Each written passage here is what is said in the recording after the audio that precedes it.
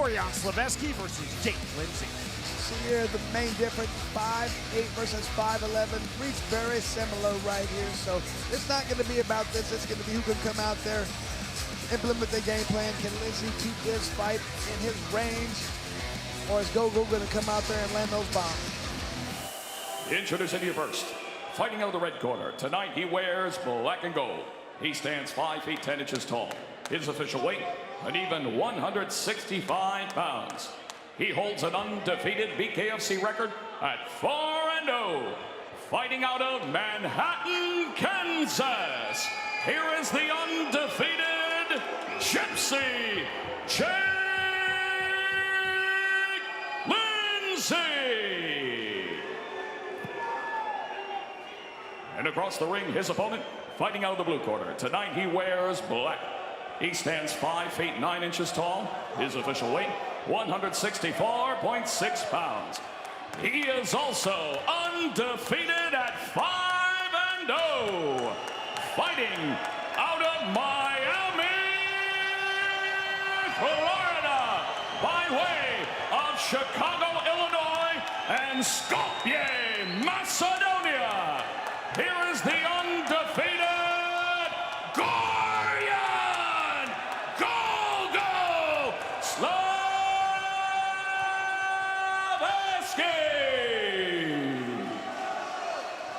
The great Luis Palomino was a double champ in BKFC, holding both the 155 and 165-pound titles.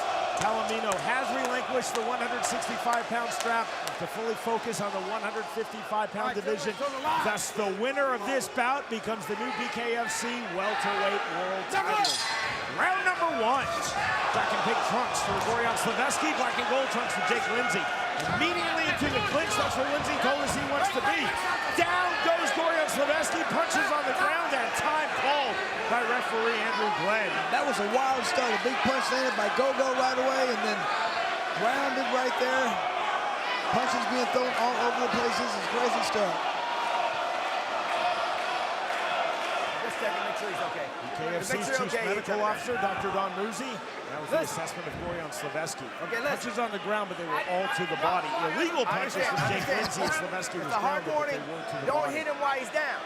Okay. Just so much went on there right away. You good? All right. No histrionics from the Macedonian Gorjan Slaveski, right back to it. No point deduction for Lindsay. Time in round number 1. Good left hand from Slaveski. Now driving pressure to the inside. And the separation from Glenn. Lindsay punches to the back of the head.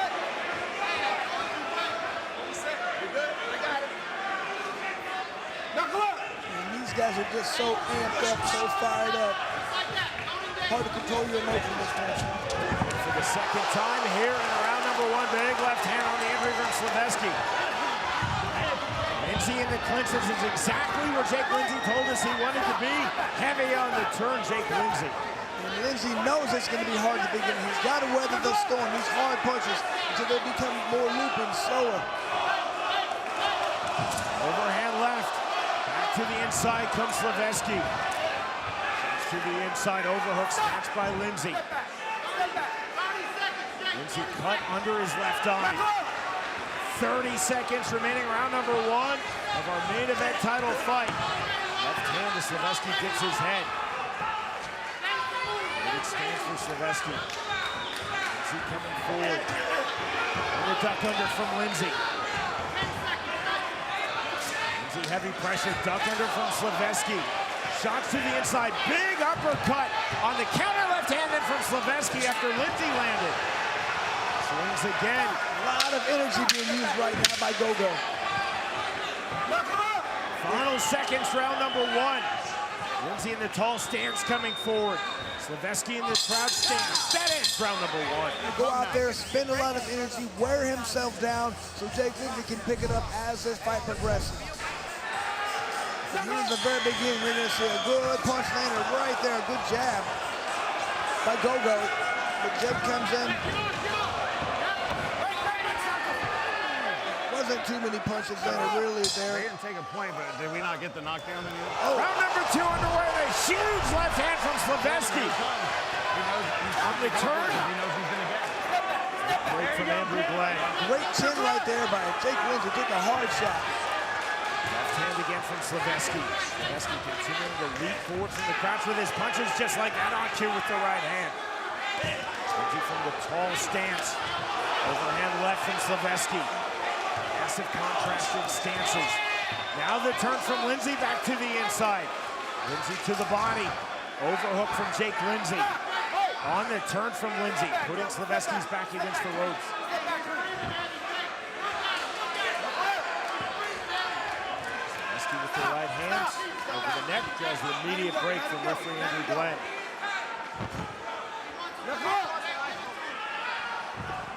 The center circle, leaping overhand left, counter. That landed good, that landed good. Lindsey, big uppercuts from the half-tie plug. Thudding shots from Lindsey, now the overhand right. Lindsey on the turn. Huge exhale from Slaveski.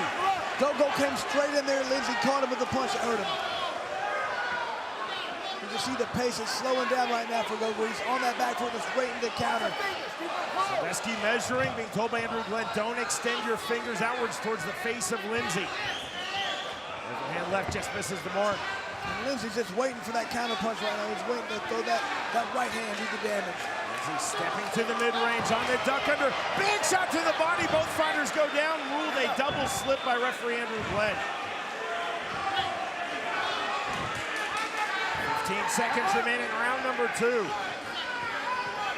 This fight Lindsey is trying to seize full momentum. Lands the right hand. Counter right hand on the turn from Slaveski. Overhand right on the turn again. Lindsey trying to get behind Slaveski. Stopped immediately by Andrew Glenn. We move to round 3. 5-0 Gorjan Slaveski, 4-0 Jake Lindsey. Get to the winner. There's the BKFC 165-pound world title. Round 3 underway. GoGo again. Loving shot now to the inside. Big shots. And again, the turn by Slaveski. The quick separation from Glenn. And Lindsey definitely feels to be the fresher fighter at this point. Big swings, big misses from Slaveski. Lindsey resetting from the outside, exploding to the inside. And over the head goes Slaveski, draws the immediate separation. Simply off the jab. See the crouch, the duck under from Slaveski. GoGo gets down in that crouching position right there. Like you said, Lindsey come up with a right hand. The left hand, Glenn again stepping in. Lindsey walking forward again to the mid-range. Off the jab goes Jake Lindsey. Slaveski, good right hand. Slaveski, as you see, cutting his scalp. Good counter right there by Jake Lindsey. Lindsey, heavy pressure, shoulder in, to the body goes Jake Lindsey. Getting the separation from Andrew Glenn. 50 seconds remaining round 3. Again, the chant of GoGo in favor of Gorjan Slaveski. The Macedonian now lives here in Florida. You see here, more Right punches to the being body, landed big right shot, now. now the A lot counter. more. In round 2, Lindsey really starting to take over this fight. 30 seconds to go round 3. Exhale from Jake Lindsey as he comes forward. Duck under again from Lindsey. On the uppercut, half-tie plug. Now Lindsey to the half-tie plug. On the right hand, counter right hand from Slaveski. Big left hand. On the turn, big right hand. Slaveski through the ring ropes. 10-second clack. Final seconds, round number 3. The momentum switching back and forth. Half-tie plum again from Jake Lindsey. On the turn, the bell, we move to round 4. Lindsey immediately forward. Slaveski circling out. Big swing, now the left hand, right hand misses. Slaveski very wide with his punches, but always so powerful. You see from Slaveski on the back foot, looking to explode in, and duck under from Jake Lindsey. Good left hand and the right hand. Big left hand again. Lindsey to the ropes, looking to turn. Lindsay immediately in the guillotine position, smartly did that defensively to get the separation. Lindsay is tough as nails. He got hit with some massive shots here. Duck under again, Lindsay on the counter right hand. You see the massive swings continuing, the massive hooks from Gorjan Slaveski. Jake Lindsay has not been able to capitalize on those. You gotta throw a counter punch in there. As soon as that big wild punch misses. 3 left hands on the right hand, another big left hand. Slaveski to the inside. Lindsay again trying to tie up in the clinch. Over the neck goes Slaveski, again the separation. Huge round for GoGo right now. He's landing some bombs. Short rear right uppercut, big right hand on the Slaveski step in after Lindsay landed. Slaveski swinging big, missing big, but also landing very big. Every punch with power from Gorjan Slaveski.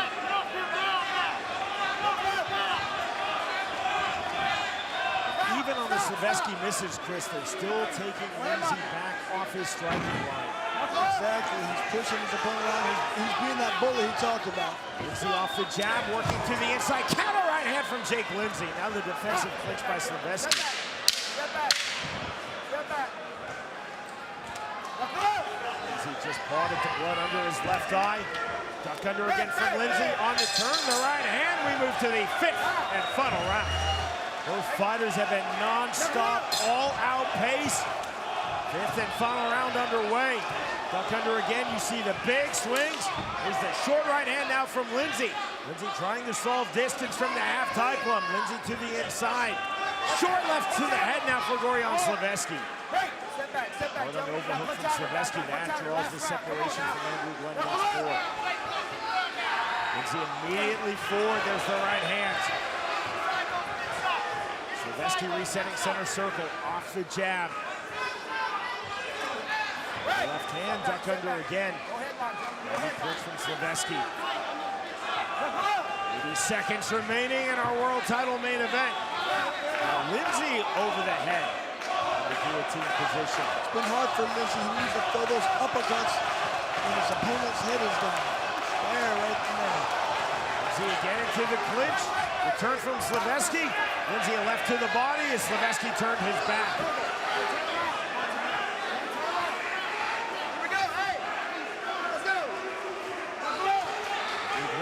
Both fighters. Be careful, listen to me in the clinch. Telling Slaveski, don't turn your back. Telling Lindsay, don't punch when Slaveski turns his back. Some open-handed slaps right there. I wonder if that's because that knuckle is bothering Lindsay. Lindsay with a big right hand on the entry. 35 seconds remaining, 5th and final round. Lindsay rights to the body. Lindsay on the turn, trying to stay heavy on the neck of Gorjan Slaveski. Slaveski on the double underhooks. And the separation from Andrew Glenn, who is really working in this title fight. 15 seconds remaining. Again, the separation. Both fighters looking for one more significant sequence. The duck under on the big swing from Slaveski. Lindsay short left hands on the inside. The underhook from Slaveski. Driving pressure against the ropes. That is the end of our main event. We send it to Jeff Houston. Ladies and gentlemen, after completing the scheduled 5 championship rounds, here are the score totals from our judges at ringside. 49-46, 48-47, and 49-46. To the winner by unanimous decision, and he is now your new BKFC World Welterweight Champion, Gorjan GoGo Slaveski.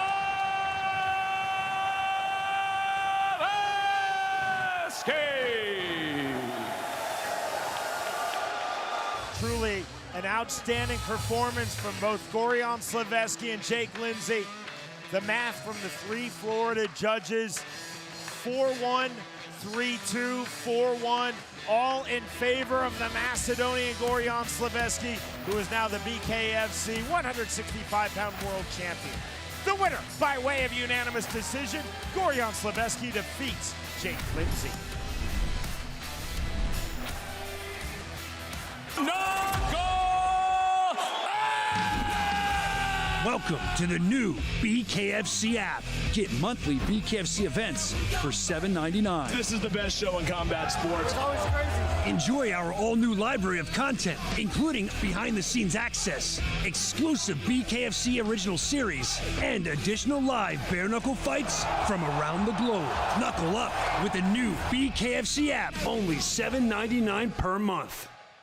Saturday, August 2nd, it's bikes, babes, and brawls when the world's most exciting combat sport, Bare Knuckle Fighting Championship, returns to the legendary Sturgis Motorcycle Rally. In the co-main event, Taylor Killa B Starling is back in Sturgis by popular demand to fight the fierce Shelby Cannon. Then, in the main event, GoGo Slaveski puts his perfect record on the line against the wild, unfiltered Julian Let Me Bang Lane for the vacant Welterweight Championship of the world. Watch it live only on DAZN. Sign up now at DAZN.com. The numbers presented by Bucked Up Energy Drink for Julian Lane versus Cameron Vacant. Julian Lane 5'9", Cameron Vacant 6'. We heard about that earlier. 5-inch height advantage, a 4-inch reach advantage. We know what both these guys want to do. Cameron Vacant wants to stay long. Julian Lane wants to get inside. Whoever can do that's probably going to win. Introducing you first. Fighting in the red corner, tonight he wears white and gold. He stands 6 feet 2 inches tall. His official weight, 165 1/2 pounds. His BKFC record stands at 2 victories opposite a single defeat. Fighting out of Indianapolis, Indiana, here is Cameron Jumpman Vacant.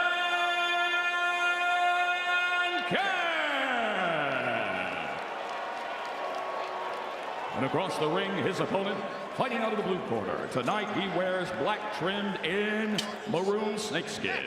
He stands 5 feet 9 inches tall. His official weight, an even 166 pounds. Tonight, he makes history as he steps into the squared circle, ready for bare knuckle fight number 17.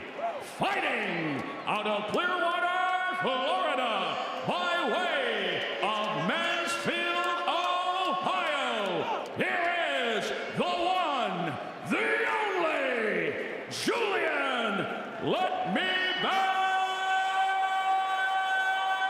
Lane.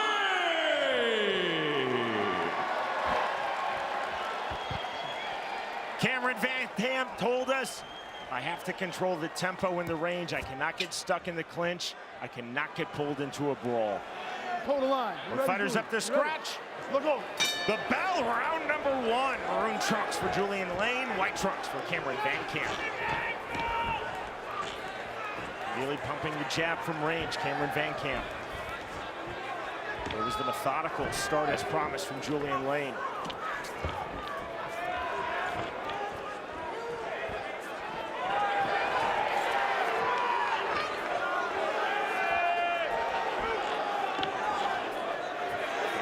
Jab to the body from Vacant. And on the feint step, subtly, staying on the outside.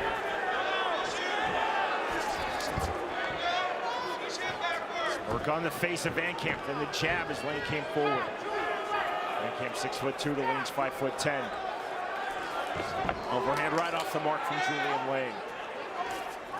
Double jab, did not land. Vacant resetting on his striking line. Jab right back from Vacant, just off the mark. You can see both these guys really doing the feel-out process. Vacant looking for the opportunity to land those hard shots, but he's got to be smart about it. He knows that Julian Lane is a very heavy-handed fighter. Jab off the mark. Lane acknowledging as such.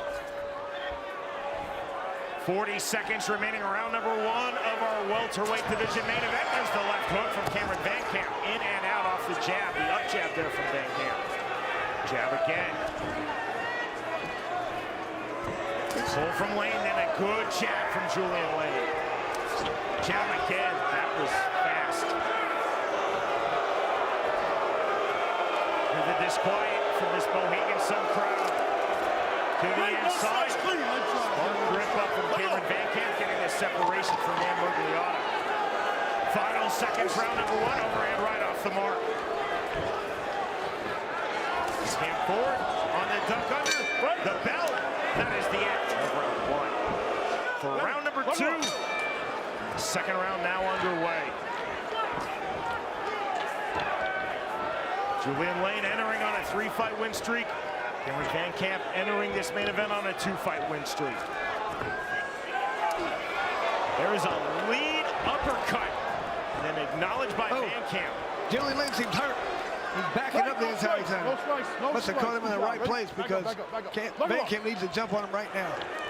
Vacant, the audacious lead uppercut, and then acknowledging the lane almost as you would your sparring partner when you see it again. Look, I'm catching you.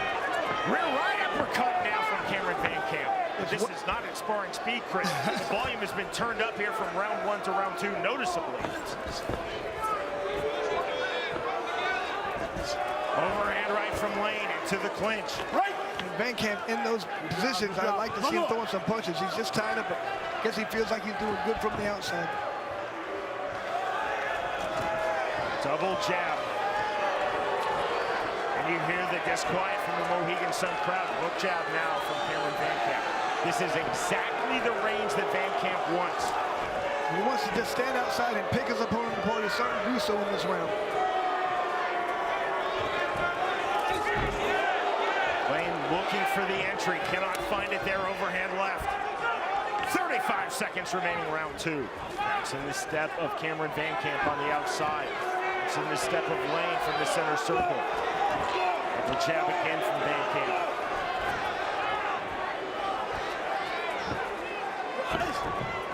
Double jab in from Lane, trying to cut the distance. Big right hand from Julian Lane. Vacant saying to Lane that did not hurt. And second clack. Late here in round number 2. Overhand right from Julian Lane. Vacant forward again. Right hand on the duck under into the clinch. Almost a late punch. Next stop, round 3. And here you can see that uppercut. Oh, landed clean and flush. And Julian Lane didn't like it. I'm not sure if it landed right in his eye, but he backs up for quite a while. And Cameron Vacant pointed it out. Round number 3.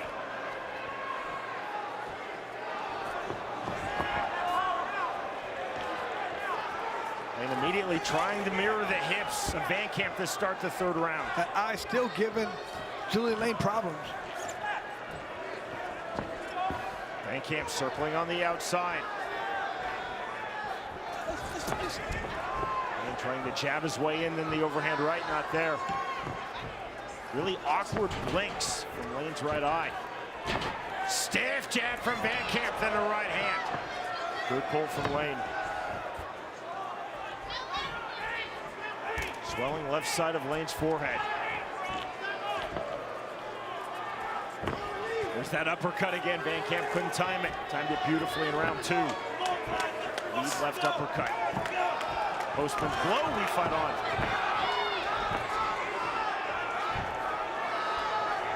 Julian Lane is having real difficulty dealing with that length of Vacant. He can't seem to get inside to land anything. Jab swing and a miss from Vacant. Every time he does get inside, Vacant throws a big punch, and Julian Lane has to disengage. Jab again. Vacant continues to land the one from distance. Let go of his head, Julian. Bit of a squeeze on the guillotine there. Frustration in that squeeze from Lane. Inside again. Half-time plum over unders. Separation from Dan Ruelas. Overhand right.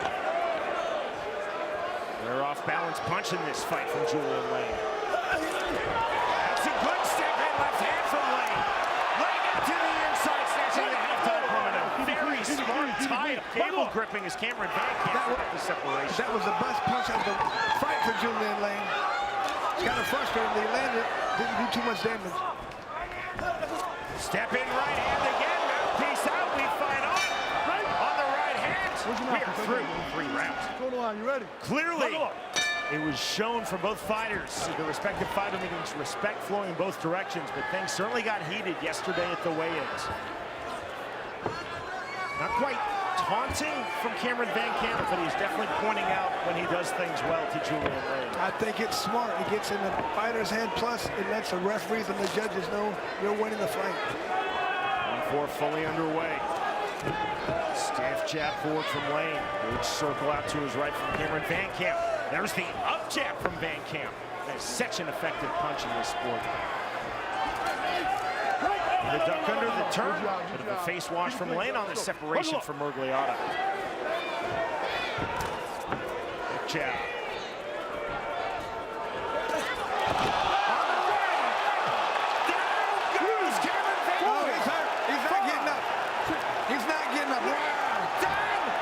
Victory for Julian Lane. Now 4 straight in BKFC. And that came out of nowhere.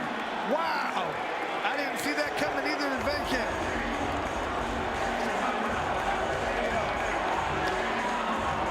No way. Totally gets the flow of that fight. You can see how happy Lane is. He was definitely worried what was going on.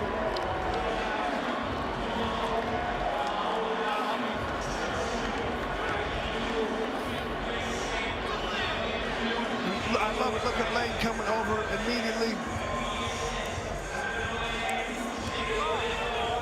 Again, really just respect, no animosity between Julian Lane and Cameron Vacant leading up to this fight until yesterday at the ceremonial weigh-ins. Things got heated. You had to break it up, Chris. But then Julian Lane showing his class at 37 years old. Now 12 BKFC fights, 17 in the sport of bare knuckle, 24 in pro MMA. Julian Lane is absolutely in the best form of his career.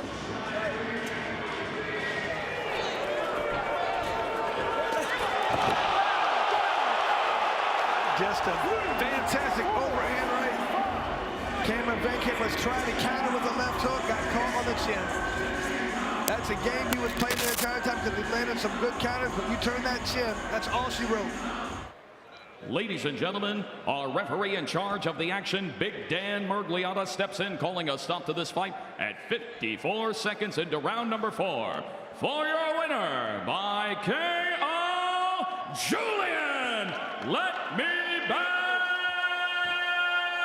Lane. Let's go, baby. Brooklyn, Leona, Paisley, Marie, I love you. Mom, Dad, I love you. 2-1 and 2-1. The come from behind win for Julian Lane. Beautifully timed on the right-hand entry to the finish. In our main event of the evening, the winner by way of 4th round knockout, Julian Lane defeats Cameron Vacant.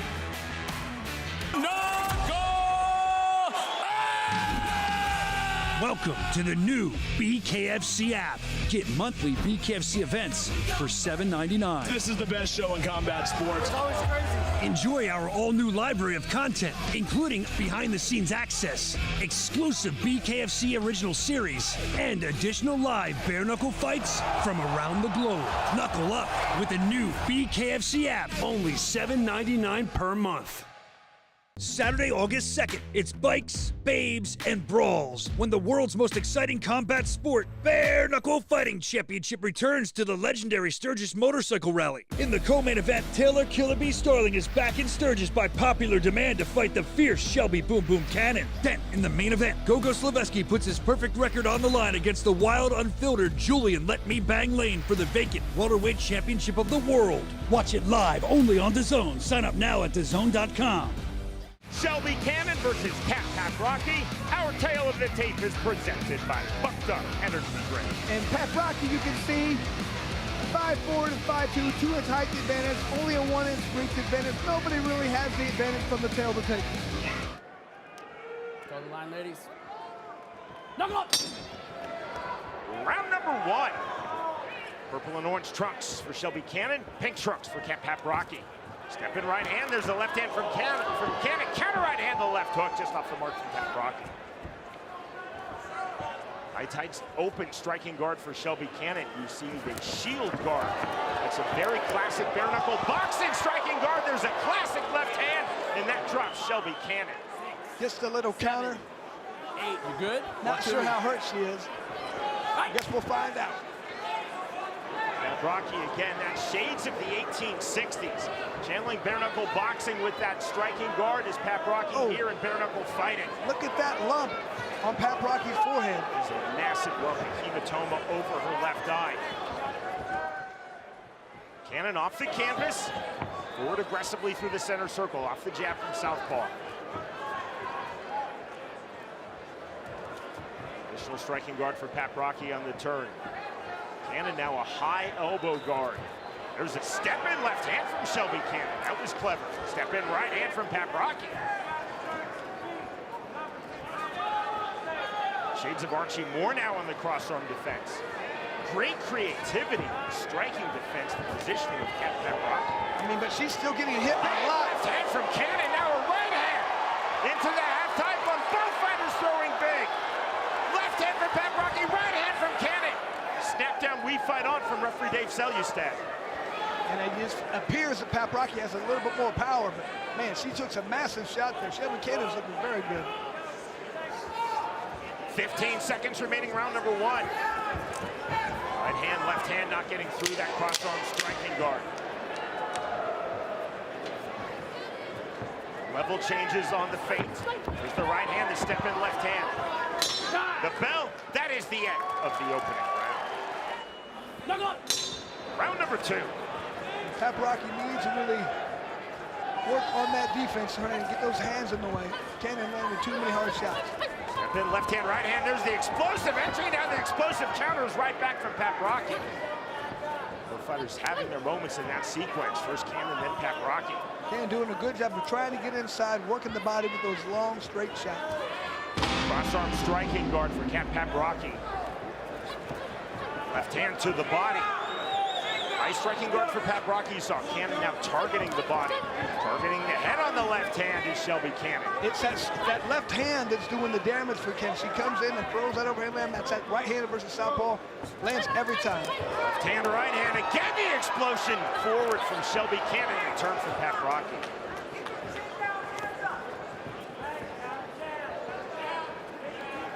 Five seconds remaining, round 2.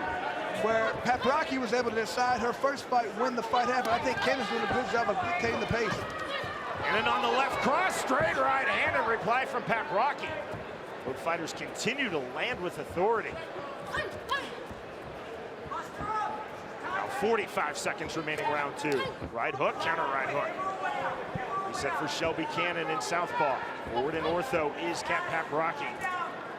Those feints that Paprocki's throwing, trying to get her opponent distracted with that left hand, wanting to throw the right. Feint diversionary up jabs from Paprocki. Step in overhand left from Cannon off the mark, but as you saw, it took Paprocki off her striking line. That's the thing that's impressing me with Cannon, is really dictating when and where the fight happens. Paprocki's having difficulty. The turn right hand, there's the jab now from Paprocki. Right hand not getting through that tight striking guard of Shelby Cannon. Closing stages, round number 2. And right off the mark. Next stop, round 3.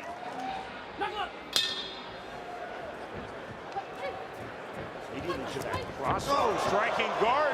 Paprocki, the overhand right from Cannon. Now coming forward, Paprocki. Cannon on the turn. And it's that, I think it's that awkward style of that guard that Paprocki might be giving her some problems. She keeps getting hit. Can't getting through. Step in left hand again.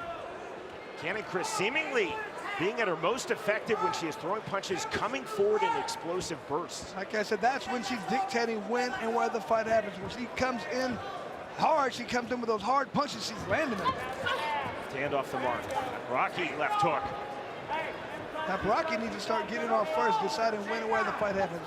It's that awkward peekaboo, not really peekaboo, that crab style. That was like a trap. We are in one knockdown apiece. I thought that was, her feet got tangled up. 6, 7. Wow, that was huge, Sean.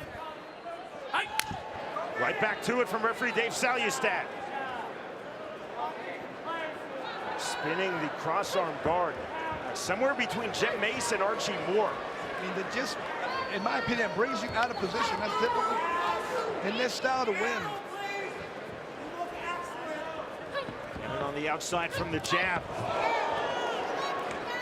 Rocky dropping Cannon round 1. Cannon dropping Paprocki here in round number 3. We fight on. Big left hand from Shelby Cannon.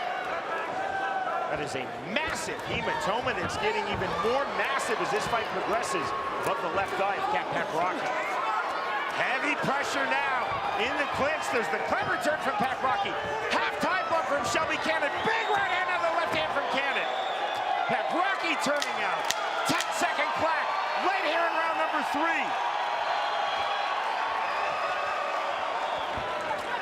Overhand left from Cannon.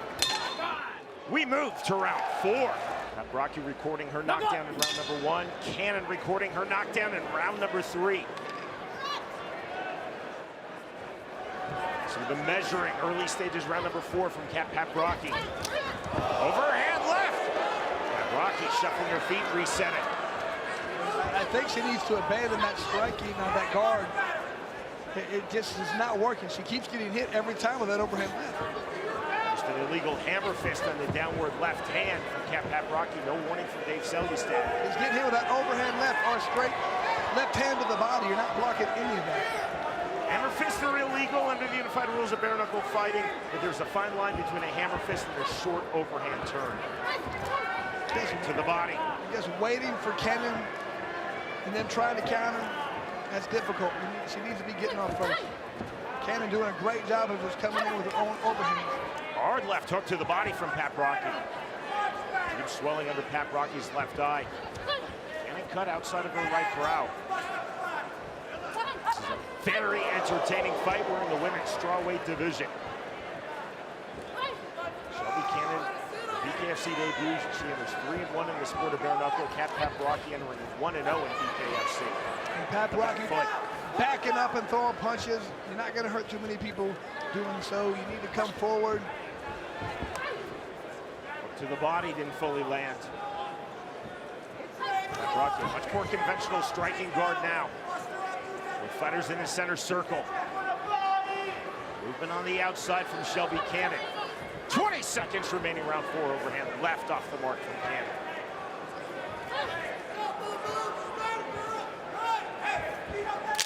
Just the feint step.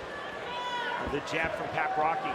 Cannon continuing to move the step in left hand once more. Reaper swelling around Cannon's right eye. We move to the 5th and final round. 5th and final round underway. Shelby Cannon versus Rocky. This has been extremely entertaining to this point in the fight.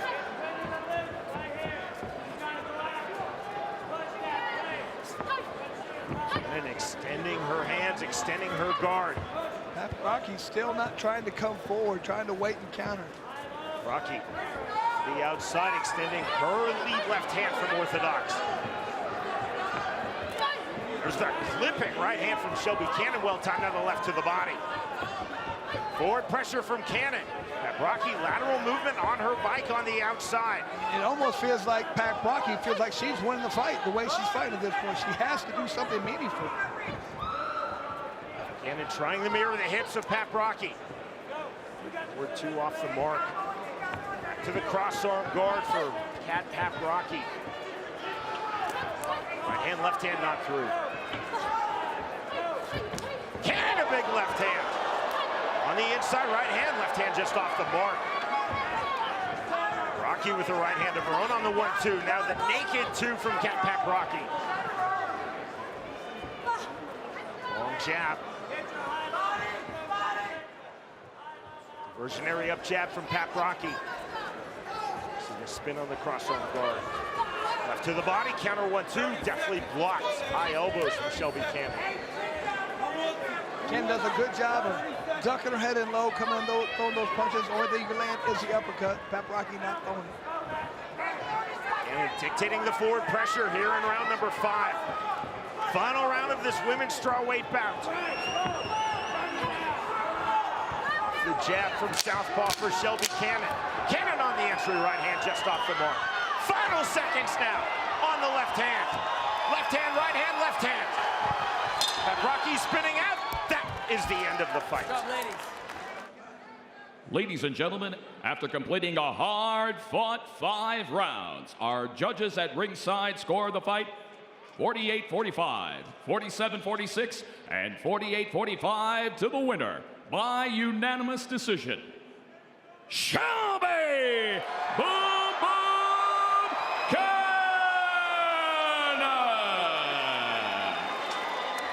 Huge victory for Shelby Cannon. Coming in to a new organization, she looked phenomenal. Put on the pressure the entire time and looked good. Rocky, The Ultimate Fighter veteran entered 1-0 in BKFC. Shelby Cannon in this, her BKFC debut, entered 3-1 in the sport of bare knuckle. Great opening round for Paprocki as she dropped Shelby Cannon. Cannon then knocked down a Paprocki in round number 3, and then she cruised. The winner by way of unanimous decision, Shelby Cannon defeats Paprocki.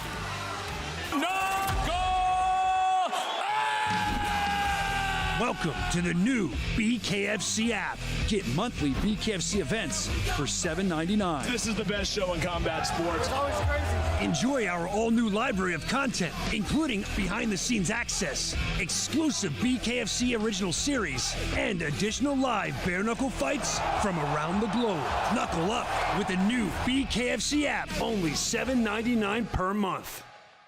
Saturday, August 2nd, it's bikes, babes, and brawls when the world's most exciting combat sport, Bare Knuckle Fighting Championship, returns to the legendary Sturgis Motorcycle Rally. In the co-main event, Killa B Starling is back in Sturgis by popular demand to fight the fierce Shelby Boom Boom Cannon. Then, in the main event, GoGo Slaveski puts his perfect record on the line against the wild, unfiltered Julian Let Me Bang Lane for the vacant Welterweight Championship of the world. Watch it live only on DAZN. Sign up now at DAZN.com. Taylor Starling versus Cassie Robb at 125 pounds. You see our tale of the tape that is presented by BetOnline.ag. I mean, this is another one where it's extremely close. You have a 1-inch height difference, no big deal. Half inch on the reach, nothing big. The only difference, Taylor Starling just coming off the fight of the year performance. Cassie Robb's gonna have to play catch up pretty quick. She's gonna have to figure out that distance, and she does not want to be on the receiving end of Taylor Starling's punches. Ladies and gentlemen, we are set for the next fight of the night. Scheduled for 5 2-minute rounds in the women's flyweight division. Presented to you by BetOnline.ag.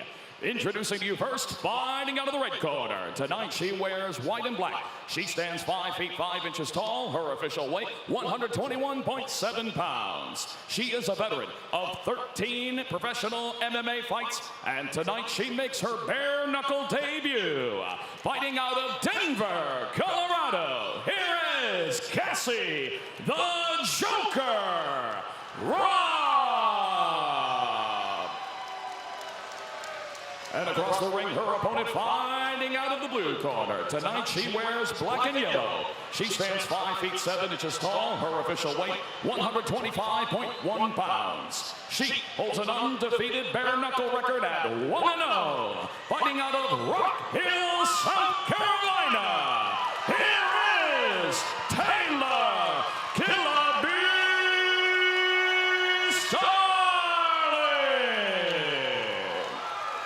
And our referee in charge of the action, Andrew Glenn. Taylor Starling told us, Chris, in our fighter meeting against Charissa Sigala in my win in February at Knucklemania, I proved my toughness. Tonight against Cassie Robb, I want to prove my skill set. All right, ladies, toe the line. The fighters towing the line. Knuckle up. Round number 1. Big shots to start from Taylor Starling in the black and yellow. Cassandra Robb in the white and black and holding on. Again, there's friendship, and it does not matter. This is a barrage of punches from Taylor Starling. And I love the quick finish. Very smart by starting off and jumping on your opponent who's never had a bare knuckle fight. Exactly what he should be doing. This is an onslaught. Robb taking a tremendous amount of punishment, and that is it. Just like that, a huge first-round win for Taylor Starling. Exactly what she should have done. Jumped all over from the beginning. Robb should have taken a knee, but she did not, so she just continued to take the beating. Killa B was all over. She's really embracing this sport and loves it right now. Chris, you made such an excellent point. We've seen that repeatedly from MMA fighters in bare knuckle who have no boxing experience. Boxers are taught take a knee in that situation, but that goes against every instinct as an MMA fighter.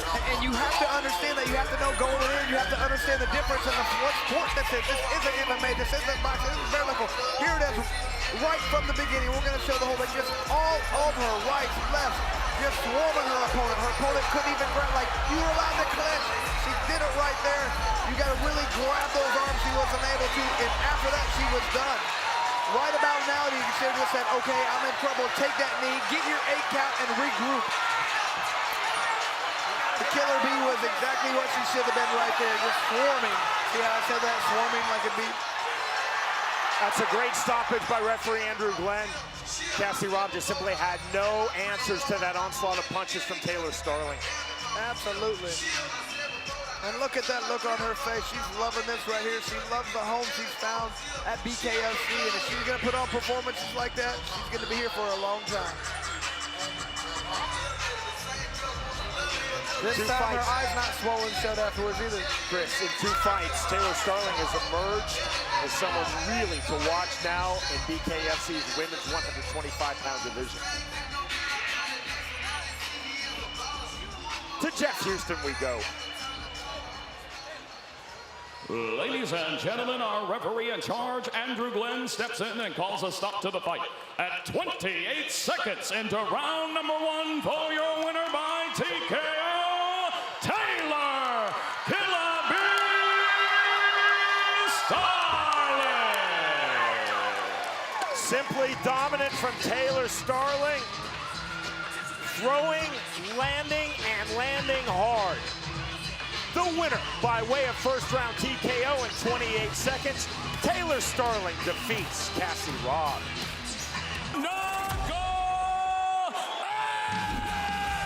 Welcome to the new BKFC app. Get monthly BKFC events for $7.99. This is the best show in combat sports. Enjoy our all-new library of content, including behind-the-scenes access, exclusive BKFC original series, and additional live bare-knuckle fights from around the globe. Knuckle up with the new BKFC app, only $7.99 per month. A former champion making his long-awaited return to regain his crown.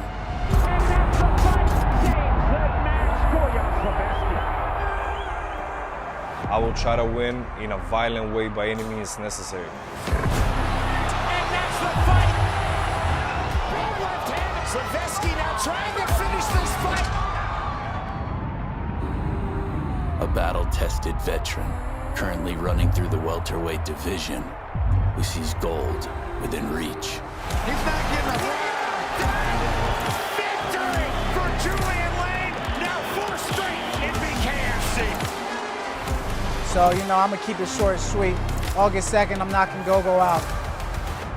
On August 2nd, BKFC 79 will set the stage for Bad Blood to be settled in front of a record-breaking crowd in attendance in Sturgis, South Dakota. Heavy-handed GoGo Slaveski will toe the line with the always entertaining Julian Lane. Right hand, big right hand, there's the uppercut, and down goes Jake Bostwick again. Will Slaveski capture the throne once more on his quest to cement his legacy? Left hand, down goes Shelby Cannon. Or will the brash, outspoken Lane forge his own legacy?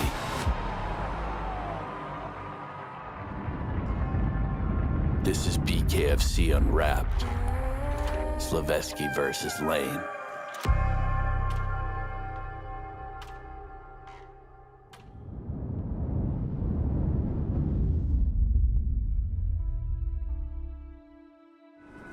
The former champion Slaveski is eager to make a statement in his return title bout on August 2nd. Away from the squared circle for the past 2 years, GoGo aims to remind the world that he's the best welterweight on the planet.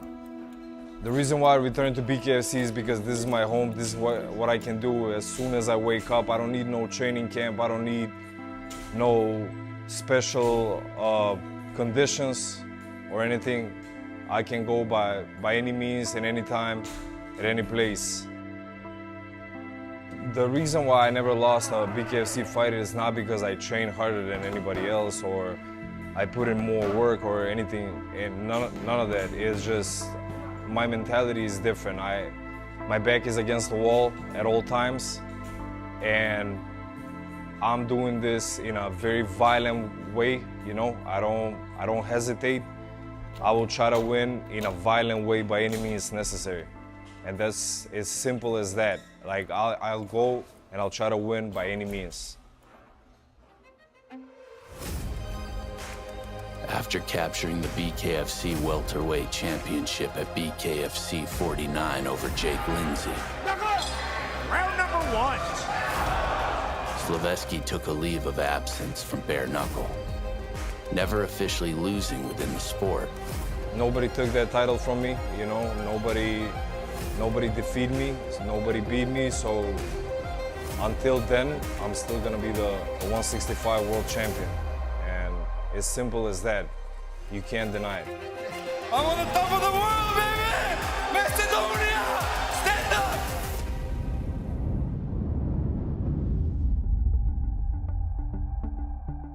Julian Lane, a name synonymous with hard-fought, bloody battles.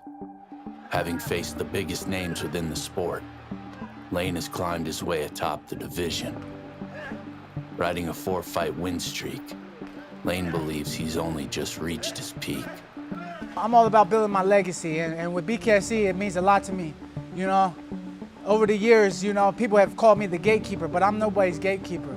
I've put in my time, I've paid my dues in the gym, I've paid my dues in the fight game. I got over 15 fights in bare knuckle, I got over 30 fights in MMA. And I've paid my dues, and it's just time for them to put me in that throne and give me my crown. And that's the BKFC Welterweight World Champion.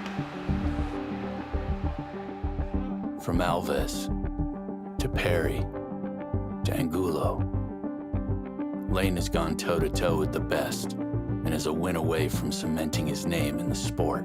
Finally winning gold in BKFC is a dream come true.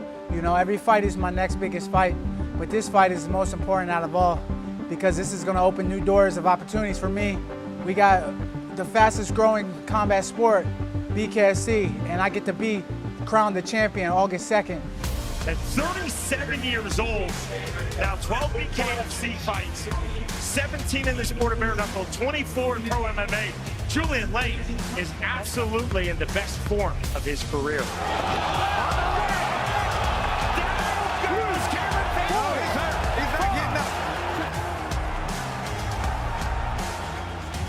Hey, I keep telling y'all, and I gotta keep reminding y'all, this is my fucking house, this is my ring. I'm the king of violence. Nobody got shit. I've been doing this before all of y'all. Had to end the show with a bang, baby. Woo! You already know, it only takes one. It only takes one, baby. Look at my resume, man. I fought the best of everybody. And you lost to everybody. The best of everybody. And never you had lost. an easy fight. Never had an easy fight. Never had a full camp till now. Oh, till damn. now. Damn. I'm 5-0 right now. Nobody's beating me when I'm in my best. Bro, you 8-7. What are you talking about? Nobody's beating me when I'm in my best, man. I've won my last fight. There it is, August 2nd. It's going to be a Sturgis. Remember that. We'll be revving them motorcycles. You're not fucking gonna beat me.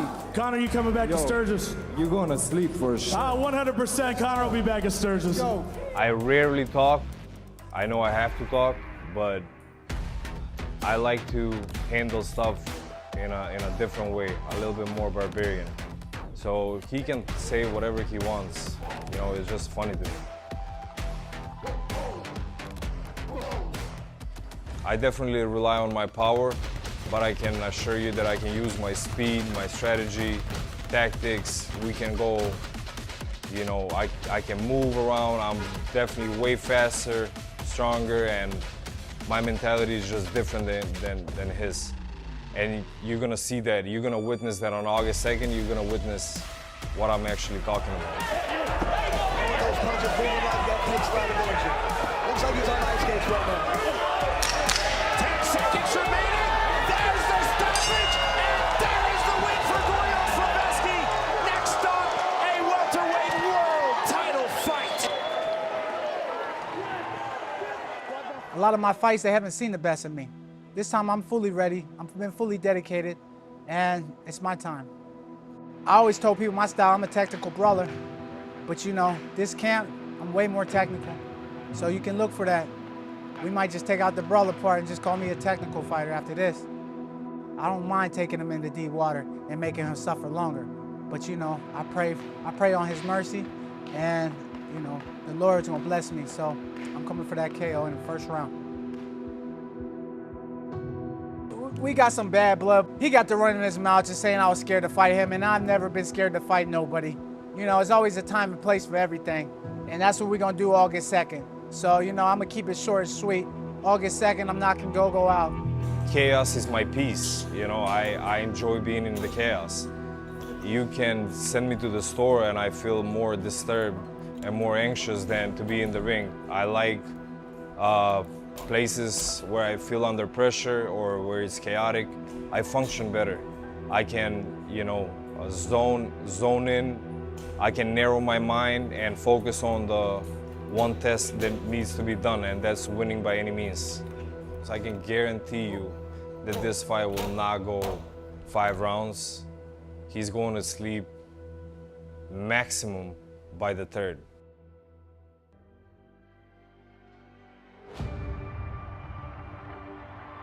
Sturgis, South Dakota will be the battleground for this historic grudge match, with the welterweight title hanging in the balance. When GoGo Slaveski and Julian Lane toe the line in an epic showdown.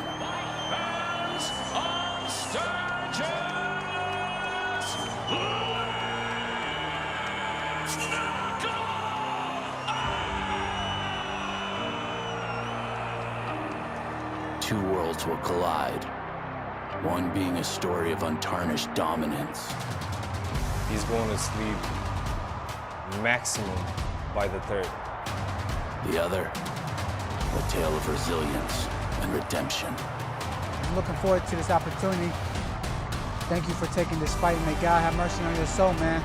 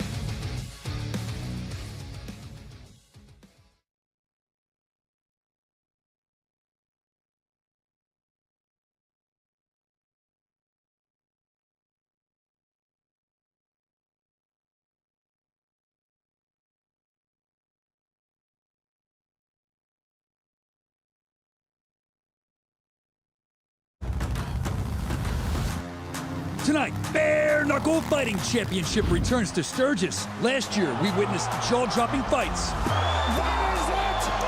Unbelievable! A surprise appearance by Conor McGregor. The one and only Conor McGregor! And a bunch of rowdy bikers ready for violence. This year, the engines are louder, the crowd's larger, and the blood runs hotter for fighters like Elvin El Bandito Brito, a BKFC OG, here to throw down yet again. Bear the Last Barbarian Hill, looking to prove it's not just a nickname, it's a way of life. Zach Shark Attack Calmus, feeding to feed his knockout addiction with another highlight reel finish. Brandon Stronghold Conley, a warrior on a mission to protect his perfect record. Then, after a war for the title last year, Taylor Killa B Starling is back in Sturgis against the unbeaten Shelby Boom Boom Cannon. In the main event, the vacant middleweight world title is up for grabs when Gorjan GoGo Slaveski collides with Julian Let Me Bang Lane. Live from Buffalo Chip Campground in Sturgis, South Dakota, this is BKFC on DAZN.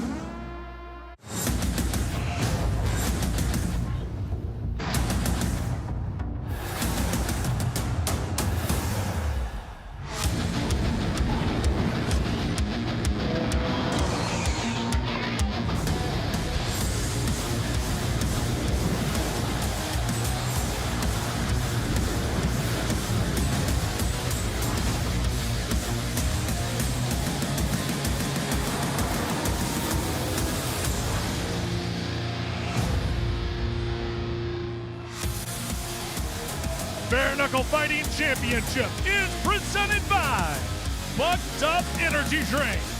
Welcome to the Black Hills of South Dakota, an absolute marvel of nature, and every summer, the home to over 500,000 bikers. We're in Sturgis, the legendary Buffalo Chip, for our second year in a row, and ready to go full throttle with the baddest men and women on the planet. It's BKFC 79, live on DAZN. Here it is, Buffalo Chip. It is hog wild full throttle here at Sturgis, South Dakota.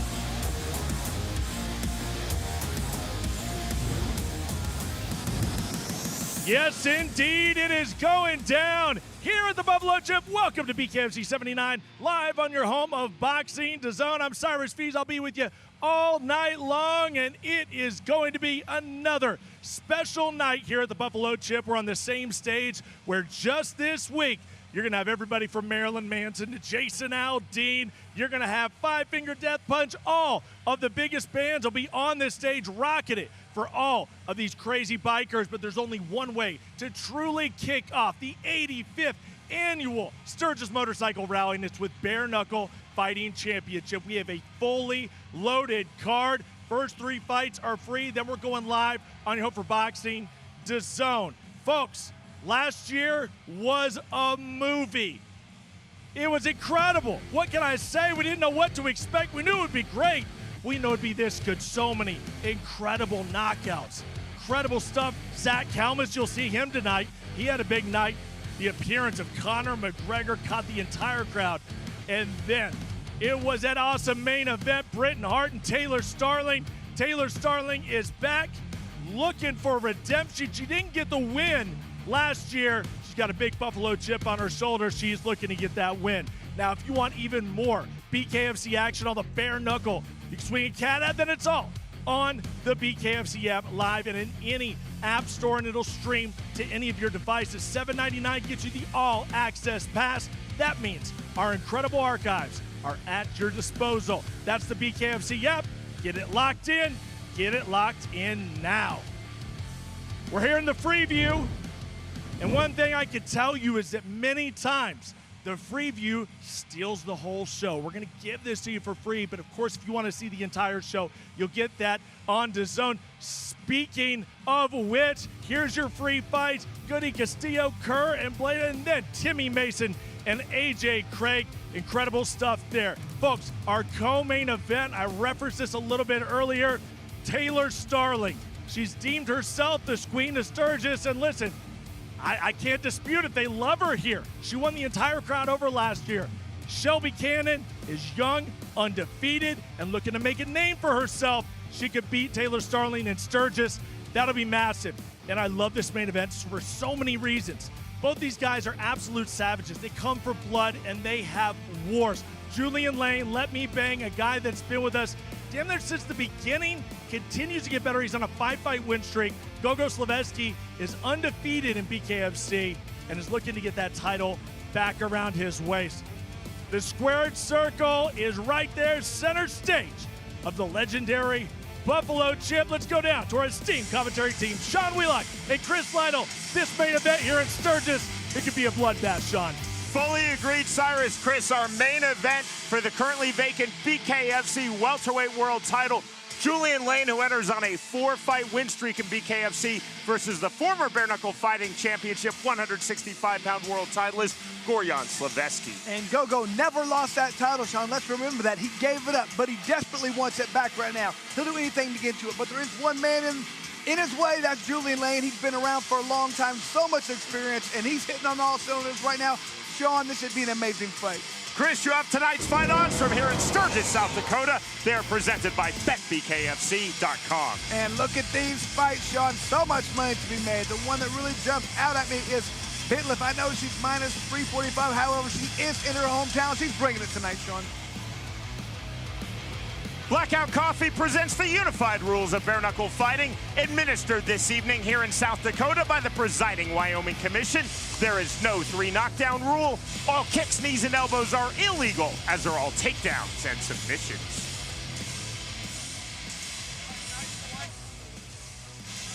We open tonight with a fight in the lightweight division. Paco Castillo versus Dan Godoy. Our tale of the tape is presented by Bucked Up Energy Drink. And Sean, Dan Godoy is really enjoying not only this 4-inch height advantage, but a significant 7-inch reach advantage, meaning he can decide when and where the fight happens. If he wants to get inside, stay outside, he can decide exactly where and when he wants to fight.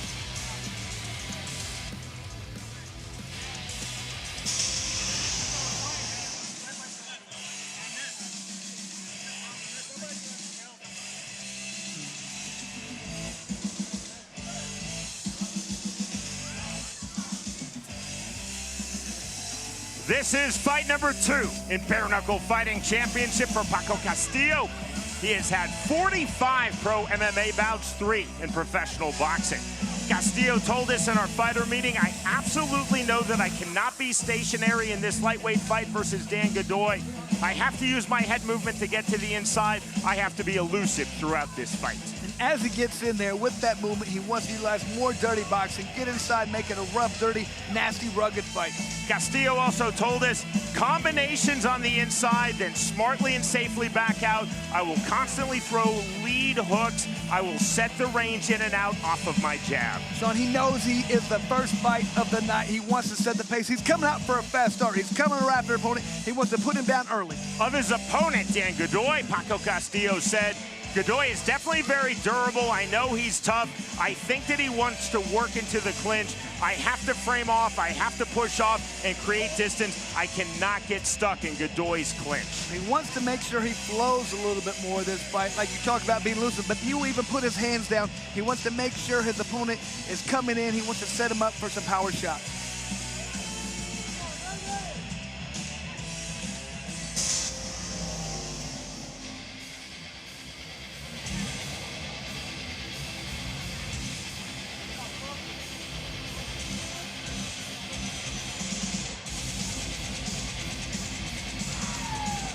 The Canadian from Saskatoon, Saskatchewan, Dan Godoy, now set for fight number 4 in BKFC.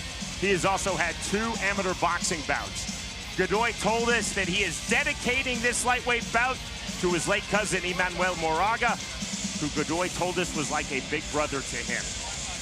Godoy also said, entering this fight versus Paco Castillo at 155 pounds, he is really focused in training on his footwork.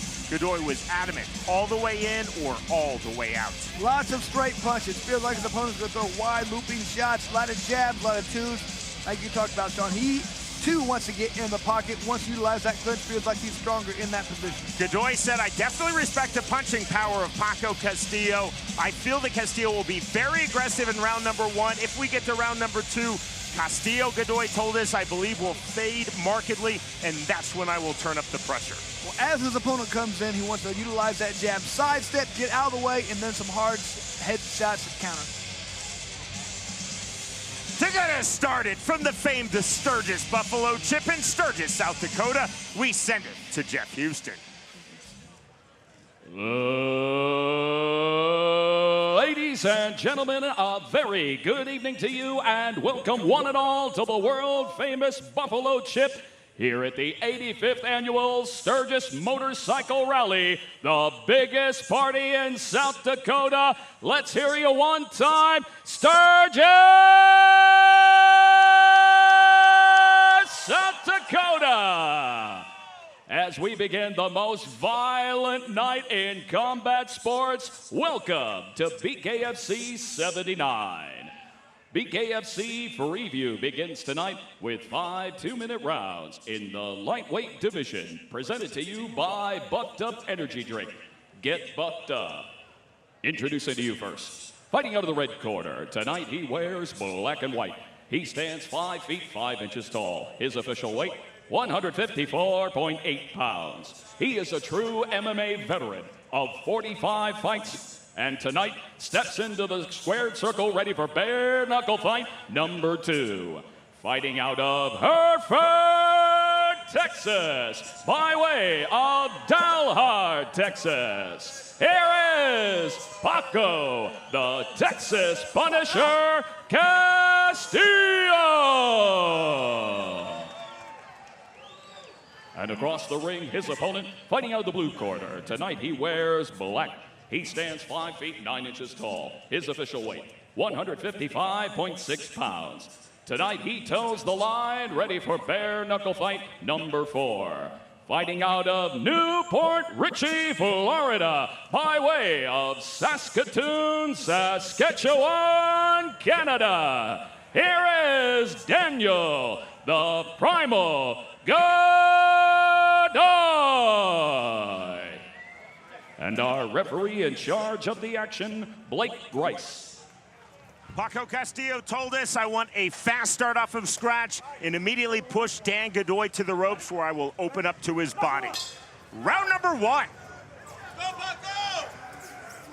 White trunks for the Texan Paco Castillo, black trunks for the Canadian Dan Godoy. Left jab, and that drops Paco Castillo. Just exactly what Godoy said he's going to do. Catch him coming in with that jab. He said he's putting him down with it. That's a power shot for him. Go ahead, Sean. Mandatory 8 count given to Castillo by Blake Grice. And right back to it. Undaunted Castillo coming forward, overhand right through the center circle. Jab right back from Godoy. Godoy, stiff jab again, right hook to the body and reply from Castillo. Castillo cannot get out of the way of that jab. It's been devastating so far. Duck under, there's the left hook, straight right hand, and the overhand right from Castillo. Turn from Godoy on the left hand. Heavy pressure now to the inside, the framing the right hand. Restart from Blake Grice. Castillo again forward from the center circle. Once again, that jab been the best weapon so far for Godoy. Very hard jab, but there's a rear right bolo punch from Castillo. Mouthpiece out. And that could be because the nose is injured of Paco Castillo. Looks like he's taking a hard shot. Nose is bleeding. Mouthpiece right back in. 45 seconds remaining, round number 1. Big jab again from Godoy. This is the best we've seen Godoy look. On the right hand, there's the turn, right hand again. Big shots overhand right from Castillo. Castillo is taking some thudding jabs from Godoy, and he's landing some thudding overhand rights. Now 25 seconds remaining, round 1. Smear of blood on the face of Castillo. There's that jab again. There's the left hook from Castillo after the Godoy jab. I like Godoy doing exactly what he said. He's waiting his opponent to come in and land those jabs, trying to set it aside. Castillo's doing a better job of finding his range now. Final seconds, round number 1. Castillo has had his moments, but Godoy has recorded the knockdown. Left hook, we go to round 2. And the more both guys settled in, better that round got. Just a very stiff, tough jab right from the beginning for Godoy. Did exactly what he said. He said his opponent was going to come forward, apply pressure, went in, so he's going to land that jab. Another very tough jab. You can just see how clean these jabs were landing and doing damage. Godoy said he wasn't throwing these jabs as feelers, he was throwing them as power punches, and he was accurate. Castillo did a much better job as that round continued of avoiding that jab and trying to get into his range and his power shots. That's what he needs to do. Got to look for that jab, use head movement, come around and throw power shots. You got bloody already? Oh yeah, you got blood on. You got bloody already. Godoy might want to start doubling up that jab. You can't just throw one shot trying to do power, doubling up on that jab and then following up with his right hand. Both fighters towing the line, up to scratch. 3 feet apart, the bell, round number 2. Shuffle step forward off of scratch to start the second round comes Paco Castillo. There's that big jab again from Godoy. Wide punches, left hand getting through from Castillo. Into the clinch, hard turn effective from Godoy. That inside wrestling, pushing point, that's very tiring. Castillo going back almost theatrically to reset and land that right hand. Godoy needs to throw some uppercuts. Castillo is ducking his head. Castillo ducking his head again on the left hand. Godoy circling out. And you can just see that nose is definitely giving Castillo problems. He keeps grabbing. Overhand right off the mark from Castillo. 120 remaining, round number 2. Swing and a miss with the lead left hand for Castillo. Big swing, some are landing, some are missing. Undaunted Castillo forward, and that's a push. A slip is ruled by referee Blake Grice. See the swelling above Castillo's right eye. Straight right hand lands from Godoy. Now Godoy wide punches overhand right from Castillo. Takes Godoy off balance, overhand right again. I'm feeling Godoy's really looking to land that one right hand to get in the night. Wide swings continuing. Undaunted Paco Castillo. Just coming with his hands down, just ready to brawl.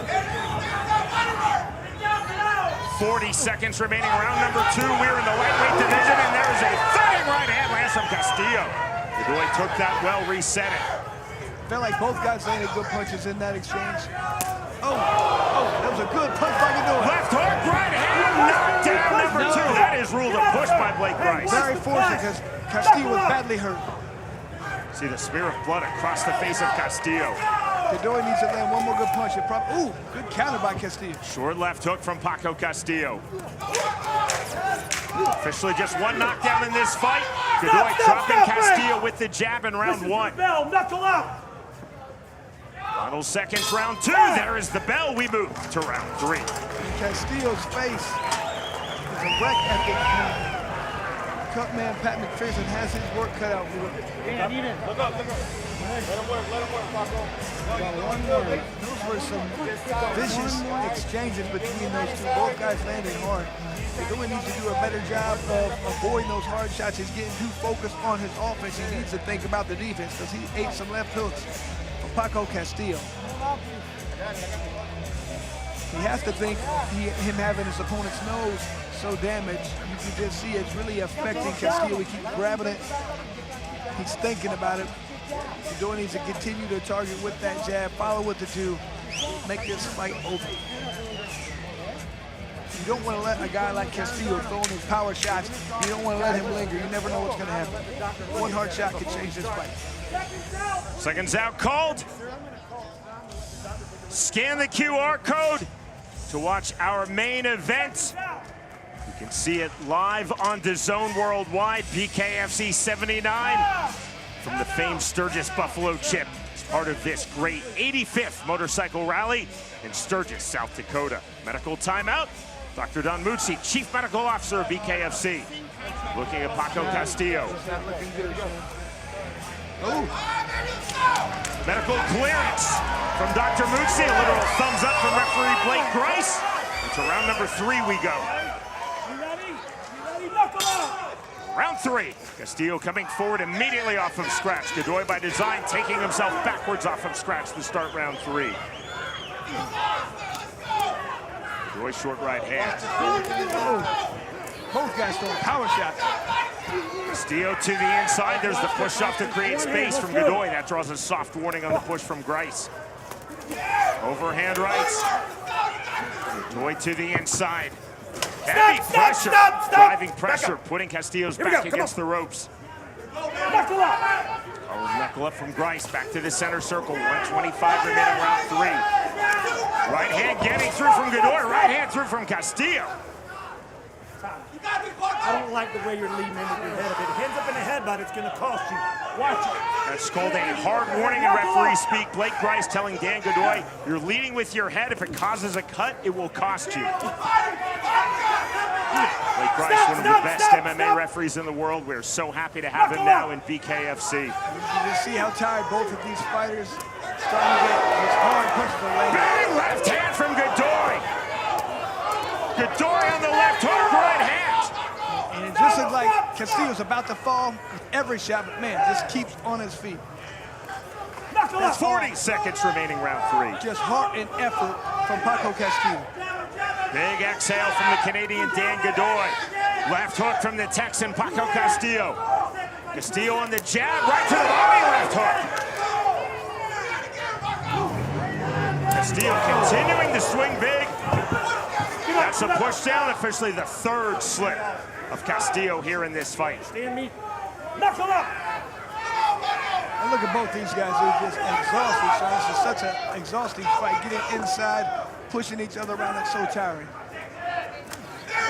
Jab to the sternum from Godoy. 10-second clock acknowledged by Blake Grice. On the jab again. Clean right hand and the counter right from Godoy after Castillo landed. We move to round 4. Still not any worse, but it's there. Exhausted from this pace.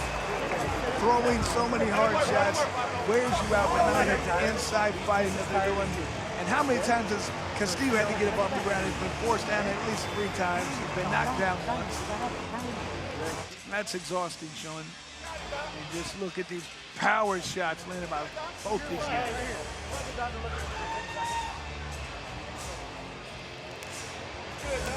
We're banged up and we're Officially 77 degrees as we're outside here in Sturgis, South Dakota.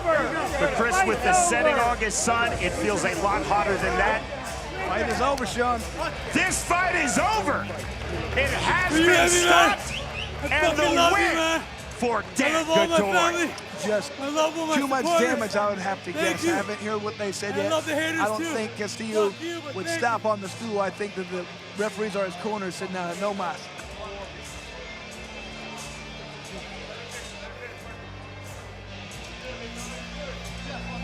Dan Godoy recording officially 1 knockdown in this fight. There were 3 additional slips, pushdowns of Paco Castillo.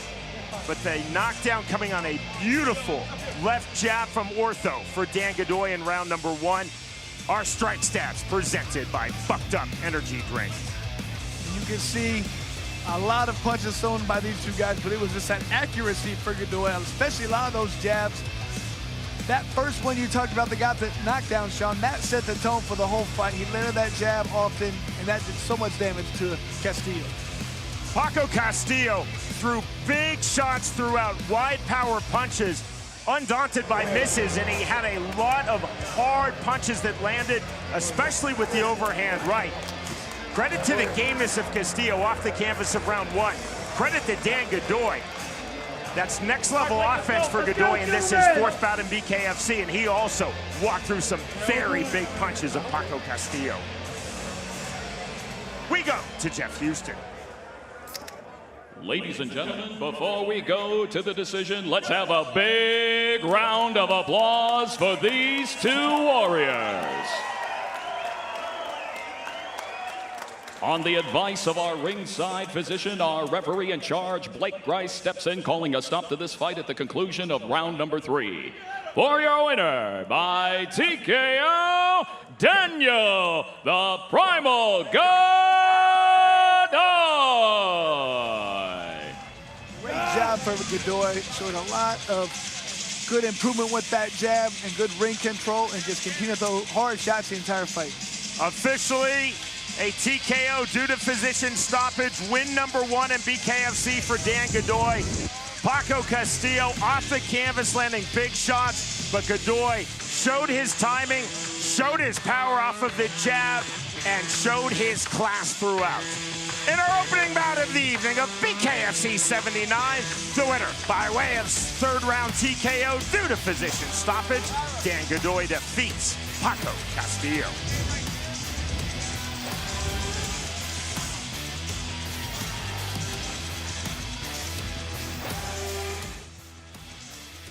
All the way live from Satellite 5 Pure Chaos today.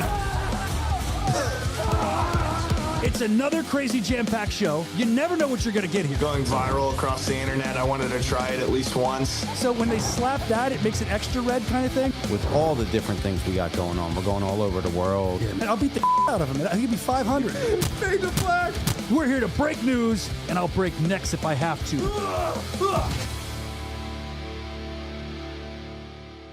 Saturday, August 9th, the world's most exciting combat sport, Bare Knuckle Fighting Championship returns with another night of electrifying action. In the co-main event, the dangerous and unbeaten Chad Lucanis throws down with Tim Tamaka. Plus, in the main event, Drew Wild Boy Stubby fights to keep his record spotless against a man who won't make it easy, Will the Brown Bomber Santiago. Watch all the action live on the BKFC app. Download it at bkfc.com. And here we are. We got a lit up crowd. They just saw an absolute banger here at the legendary Buffalo Chip here at Sturgis.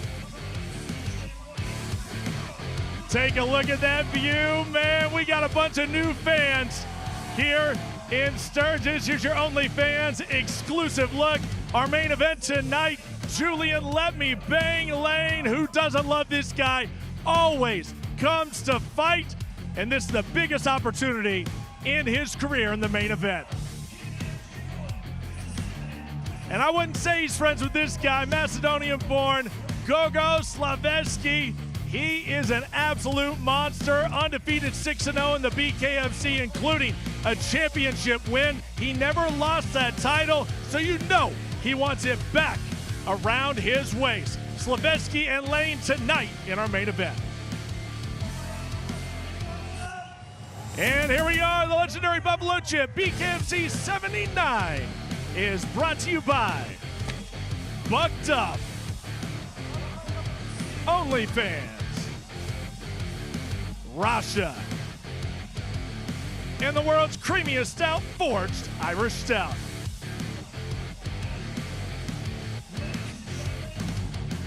And folks, the QR code's on the screen. Scan it right now. Get the entire show right here on DAZN. All the way live from Satellite 5 Pure Chaos today. It's another crazy jam-packed show. You never know what you're going to get here. Going viral across the internet, I wanted to try it at least once. So when they slap that, it makes it extra red kind of thing? With all the different things we got going on, we're going all over the world. Yeah, man, I'll beat the out of him. I think it'd be 500. Fade the flag. We're here to break news, and I'll break necks if I have to.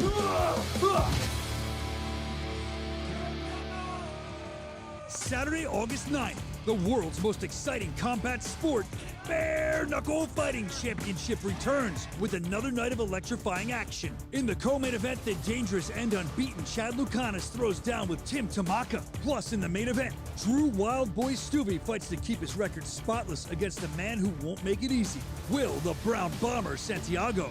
Watch all the action live on the BKFC app. Download it at bkfc.com. In the Cruiserweight division, Cody Kerr versus Dylan Bladen. Our tale of the tape is presented by OnlyFans. 6'3" to 6 foot in favor of Kerr, but he also has a 4-inch reach advantage. These guys had some bad blood at the weigh-ins. Let's see how this fight goes, Sean.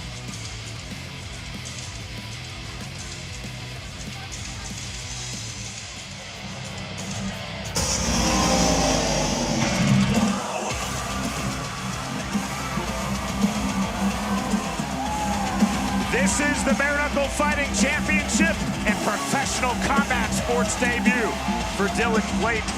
He has had 5 AMI MMA bouts and 2 in amateur bare knuckle. Chris, numerous states, including my home state of Kansas, Florida, are allowing amateur bare knuckle. That's 3 90-second rounds with either 6 or 7-ounce MMA training gloves, but it's the bare knuckle rule set. In our fighter meeting, Dylan Bladen said, even though it's not true bare knuckle because we wore gloves, it still gives me a very good understanding now of fighting as a professional in BKFC. Very accurate in that assessment. He wants to come out in this fight, be aggressive. He wants to pressure his opponent, throw power. He feels like the main thing he has to do, if he lands that 2 or the overhand right, his opponent is going down. Bladen said not only hard overhand rights, also hard right hooks, jabs as I come forward. I want to work into the clinch, Bladen told us, and big uppercuts in the clinch. Smart tactical pressure, feels like pocket. Get inside, land that power. He has to come in with his hands up, his chin tucked, and just throw.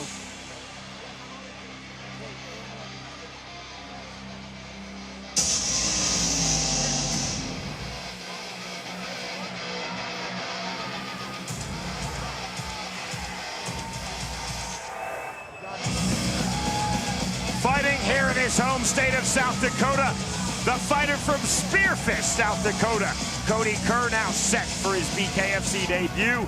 Kerr has had 7 pro boxing bouts. Kerr told us in our fighter meeting, I want to utilize aggressive counter-striking, constant forward movement, and I want to get full extension on my punches. As we saw in our tail of the tape, Kerr 6'3" to Bladen 6 foot. A lot of picking his shots, sticking and moving, wants to stay in his range, not his opponent. That's his main thing. He's got to control the range, and he's got to throw straights and counters. Kerr said straight punches, and I will do that from the outside. I'll utilize an extended striking guard, a bit more extended than I used in my professional boxing career. My straight right hand will be there. I fully believe Kerr told us from range, that is my key punch. Sean, there was bad blood. I talked about that over the weigh-ins. I guess his opponent said something about knocking all his teeth out. He said, come to collect. I want to see what you have. So this should be a great one. These guys, I had to break them up. They're really mad at each other. They're really trying to get at each other. I've been waiting for this fight ever since. Kerr said of his opponent in this cruiserweight bout, Dylan Bladen, I think he's going to start fast. I think he'll try to work into the clinch, but I have a strong base. I will throw to his head. I will throw to his body. I don't want the clinch, Kerr told us, but I certainly welcome the clinch from Bladen. To get us started, back to the ring, and Jeff Houston. Fight fans of Sturgis Buffalo Chip, we are set for the next fight of the night, scheduled for 5 2-minute rounds in the Cruiserweight division, presented to you by OnlyFans. Introducing to you first, fighting out of the red corner, tonight he wears white and black. He stands at even 6 feet tall, his official weight 204.8 pounds. He holds a combined combat sports record of 8 fights, and tonight makes his BKFC debut. Fighting out of Port St. Lucie, Florida, by way of Lincolnton, North Carolina. Here is Dylan, the Irish Thug, Bladen. And across the ring, his opponent, fighting out of the blue corner. Tonight he wears black and purple. He stands 6 feet 3 inches tall. His official weight, an identical 204.8 pounds. His pro boxing record stands at 7 fights, and tonight makes his BKFC debut. Fighting out of Spearfish, South Dakota, here is Cody Kerr. And our referee in charge of the action, Big Dan Mergliata. Cody Kerr told us, I feel that Dylan Bladen with his guard will be far more open to his head than his body. That's where I will throw. For the from scratch with the overhand right is the Floridian Dylan Bladen. He's in the white trunks. The South Dakota Cody Kerr in the black and purple trunks. Kerr on his back foot trying to come forward from range. You're gonna raise hell. Bladen looking to land hard, powerful overhand rights. Those are good body shots. Bladen from the half-tie plum. Defensive half-tie plum from Kerr. Gets the separation and the restart from Dan Mergliata. Forward on the overhand right comes Dylan Bladen. Left hook from Ortho for Cody Kerr. Kerr now throwing heavy to the inside. 125 remaining, round number 1. Both fighters opening up. Bladen already starting to look a little fatigued. Bladen opening his chest, opening up his stance. Forward on a more blatant stance. Now comes Cody Kerr. Kerr burning up.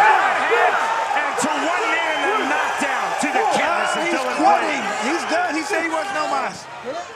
Bladen shaking his head, no! We are done! And the victory in his home state of South Dakota for Cody Kerr. Cody Kerr didn't get enough. He still wants to fight. I told you these guys were mad at each other. I'm fucking down, bitch! Kerr is still mad. He's wanting his opponent to get up. Bladen wanted nothing. He looked tired already, Sean. Fucking pussy! A fast start to this cruiserweight fight off of scratch for Dylan Bladen, and then Cody Kerr found his range, found his punches, and he found the finish in round one. I mean, just exhausted did Bladen look. He looked tired already. His opponent landed a couple shots, and Sean, a lot of people aren't built for bare knuckles. A lot of people think it's one thing to get out there.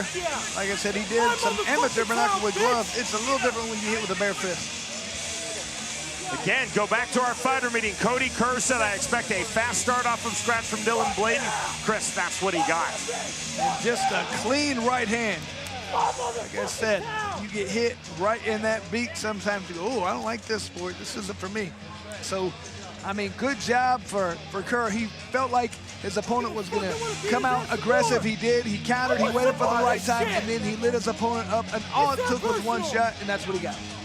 The Josh Barnett throat slash in victory for Cody Kerr, who told us emphatically, Bladen with his guard will be far more open to his head than to his body. I will throw to the head, and Chris, that's where he found the finish. Just that one shot. Bladen was throwing these hard overhand rights. It makes it very difficult to deal with, but he did a good job of waiting for the right time, countered, and landed a good shot. Here's Jeff Houston. Ladies and gentlemen, our referee in charge of the action, Big Dan Mergliata, steps in calling a stop to the fight at 1 minute, 1 second, round number one. For your winner by TKO, Cody Kerr.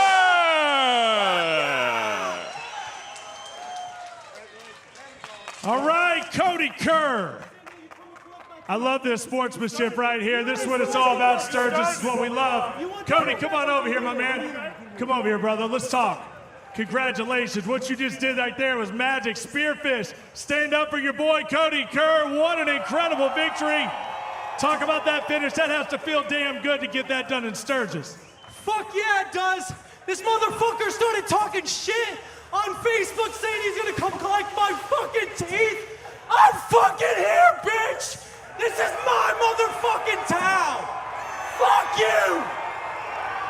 I don't think there's anything else to say. Sturgis, make noise for Cody Kerr! Fuck yeah! Good fight for Kerr. He looked like a very good fighter.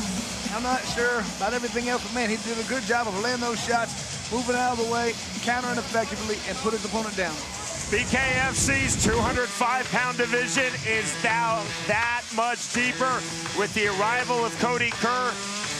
Fast start for Dylan Bladen, and then a very powerful technical finish for Cody Kerr. The winner by way of first-round TKO, Cody Kerr defeats Dylan Bladen.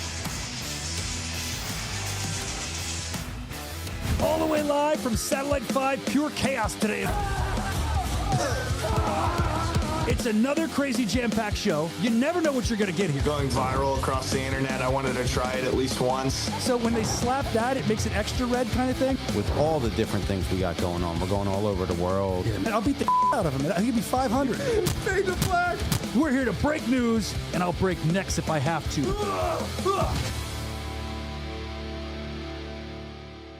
Saturday, August 9th, the world's most exciting combat sport, Bare Knuckle Fighting Championship returns with another night of electrifying action. In the co-main event, the dangerous and unbeaten Chad Lucanis throws down with Tim Tamaka. Plus, in the main event, Drew Wild Boy Stubby fights to keep his record spotless against a man who won't make it easy, Will the Brown Bomber Santiago. Watch all the action live on the BKFC app. Download it at bkfc.com. OnlyFans brings you this exclusive look at Taylor Killa B Starling. She will be in our co-main event tonight at 115 pounds versus Shelby Cannon. Taylor Starling has emerged as one of the biggest stars and most exciting fighters in all of Bare Knuckle Fighting Championship. Starling's BKFC debut came at Knuckle Mania 1 February 2021. A unanimous decision win versus Teresa Segala in the consensus fight of the night. What an absolute war this fight was, Sean. This is exactly why people like Taylor Starling. She brings it every time. This was her first fight for BKFC, so she had to learn range, understand that, but it doesn't matter. You can't teach her, and she showed it. Got inside, got her eye busted up and swollen. It looked really bad, but man, she put on a phenomenal fight the entire time. Came out afterwards and became one of our favorite fighters. She did great. It's an unbelievable fight for her.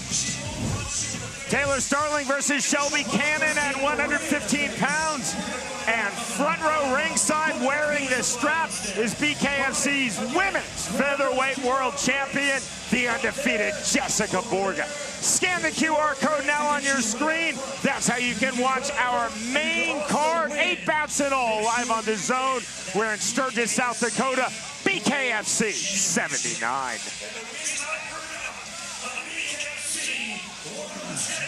All the way live from Satellite 5, pure chaos today.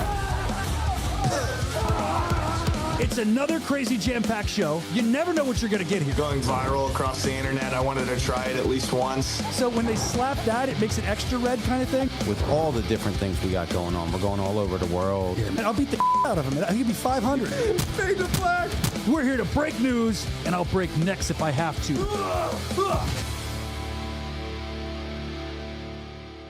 Saturday, August 9th, the world's most exciting combat sport, Bare Knuckle Fighting Championship returns with another night of electrifying action. In the co-main event, the dangerous and unbeaten Chad Lucanis throws down with Tim Tamaka. Plus, in the main event, Drew Wild Boy Stubby fights to keep his record spotless against a man who won't make it easy, Will the Brown Bomber Santiago. Watch all the action live on the BKFC app. Download it at bkfc.com.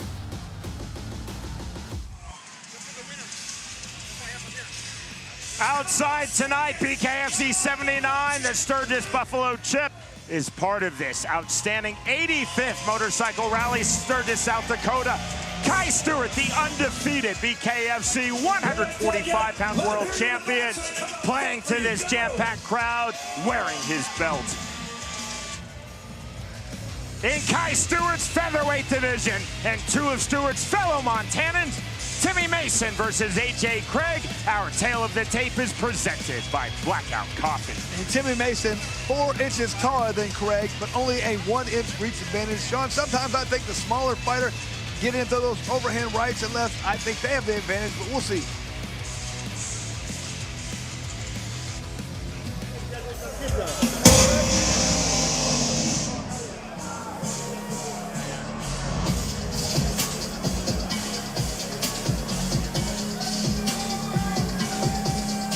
This is fight number 3 in BKFC for AJ Craig, his 4th overall in the sport of bare knuckle.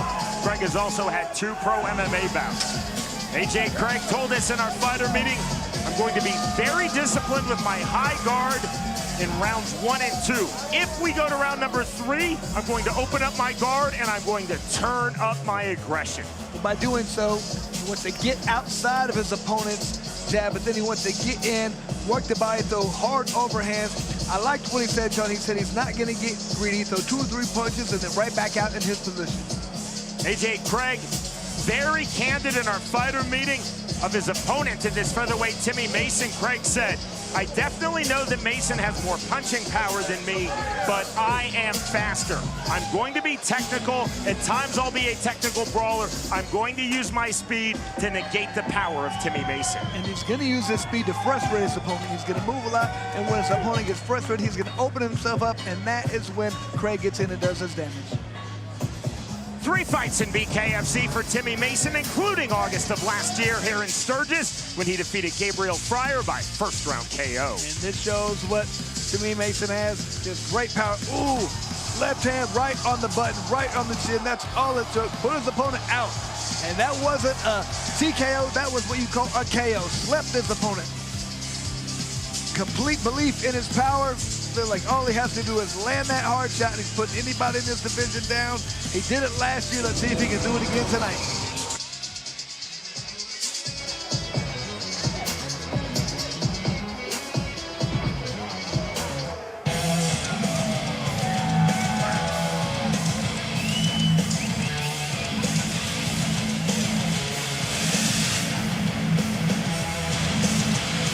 This is fight number 4 at BKFC for Timmy Mason. His 5th bout overall in the sport of bare knuckle. Mason has also had 5 pro boxing matches. Timmy Mason told us, I'm going to utilize constant head movement.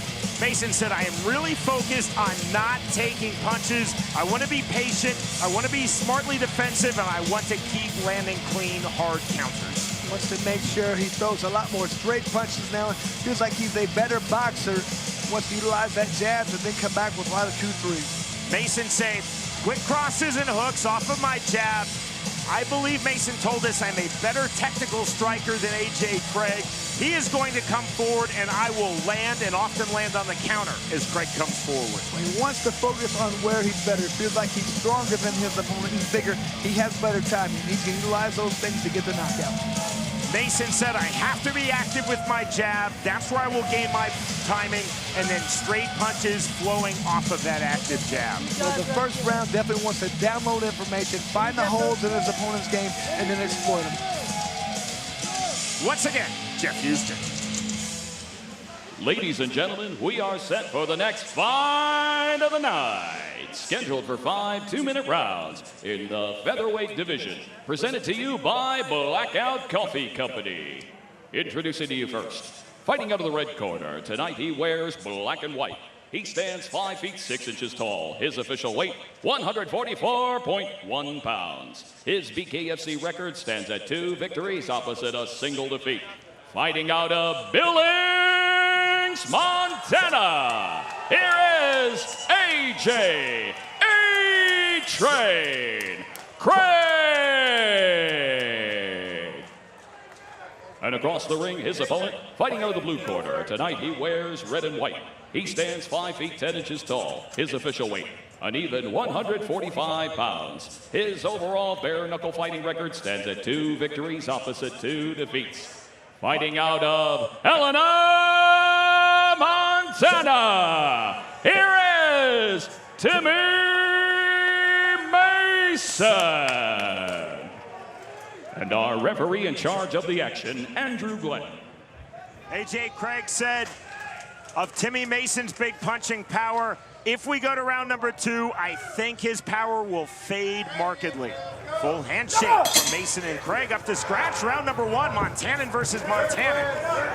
Red trunks for Timmy Mason, black trunks for AJ Craig. To the inside comes AJ Craig. Short left hand on the turn. Good refereeing from Andrew Glenn on the active clinch. You can already see that power by Timmy Mason. Mason on the left hook. Big shots from Mason. Right uppercut drops AJ Craig. All over Craig. Craig is in some trouble at this point. He needs to get on his bike and move a little bit more this round. Let me see your hands. Walk to me. The assessment from Andrew Glenn of AJ Craig. Right back to it after the mandatory 8, and right back to it is Timmy Mason. Hard to the clinch from the underhook. Active left hand of Mason. Craig needs to really keep tying up, keep moving. He's got to try and tire Timmy Mason out. Big left hand, double left hand. That was slick from Mason. 1:05 remaining round number 1. Strong start to this featherweight bout for Timmy Mason. And good job by Craig by continuing to tie up. He's still a little not 100%, so he needs to get as much tying up as he can. Swing and a miss on the entry overhand right from AJ Craig.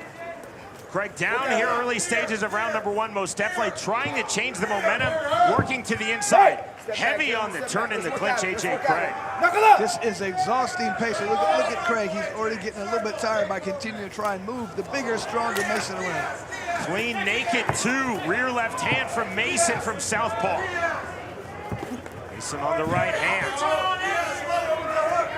Mason literally trying to walk down AJ Craig. Craig in the center circle now taking himself backwards. Mason is in knockdown number 2. Craig is badly hurt, so he's trying to get out of this first round. It's going to be very tough. He knows he doesn't have to deal with too much. He just has a few seconds to get out of this round. Craig telling Andrew Glenn he wants to continue. The bell. We will move to round number 2. Craig, very fortunate that round was over. Badly hurt. He's really got to do his work to try and make sure this fight lasts up a longer weekend, wear his opponent down. But look at that beautiful uppercut by Timmy Mason. We talked about it when he walked out. Complete belief in his power. Feels like nobody's taking it. Look, listen. Oh, what a left hand. Did you hear that smack? Talked about the belief in his power. Now we see why, Sean.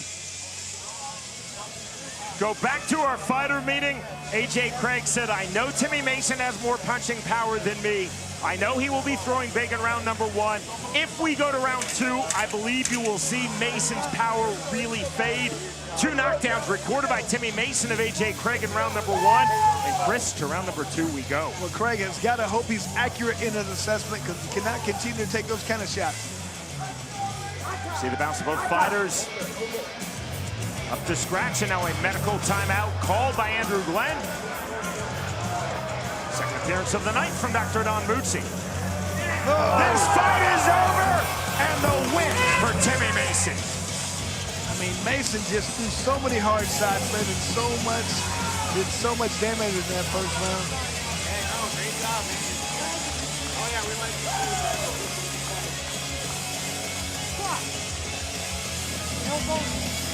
2 wins now for Timmy Mason. August of last year here in Sturgis, South Dakota, a first-round KO of Gabriel Fryer. And this evening here in Sturgis, South Dakota, a first-round TKO win versus AJ Craig. So if I'm Timmy Mason, I'm saying I have to be on every Sturgis card. He comes back and he shines. This guy really looking like a world beater when he's here. Just nothing but power, comes and throws hard the entire time. But I love the way, I mean, Craig is a very good mover. Mason didn't let it happen. He stalked his opponent, mirrored his hip, and landed powerful shots. So much of AJ Craig's game plan was talking about overcoming the power early of Timmy Mason. Craig said, I'll use a high guard in rounds 1 and 2. If we go to round number 3, I will have the chance to open up. He had the high guard, but Timmy Mason was on point, showing accuracy and showing real power for a featherweight. And what he said, he has power in both hands. All he has to do is land those shots. He did so, and he put him down twice in the first round. Amazing job. We send it to Jeff Houston. Ladies and gentlemen, our referee in charge of the action on the advice of our ringside physician, Andrew Glenn, steps in, calling a stop to this fight at the conclusion of round number 1. For your winner by TKO, Timmy Mason. And a phenomenal job by Mason. Doesn't look like he even got hit in this fight. Pure offense and power. This guy looks like he could be a force in this division, Sean. Disappointment for AJ Craig. He's a very tactical and technical fighter. He felt that he would use his speed, but Timmy Mason showed speed, showed timing, and most of all, he showed power. 2 knockdowns of AJ Craig in round number 1 to the stoppage. The winner by way of first-round TKO due to physician stoppage, Timmy Mason defeats AJ Craig.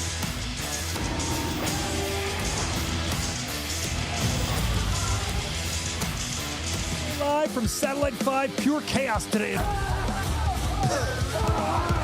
It's another crazy jam-packed show. You never know what you're going to get here. Going viral across the internet, I wanted to try it at least once. So when they slap that, it makes it extra red kind of thing? With all the different things we got going on, we're going all over the world. Yeah, man, I'll beat the out of him. I think it'd be 500. Fade the flag.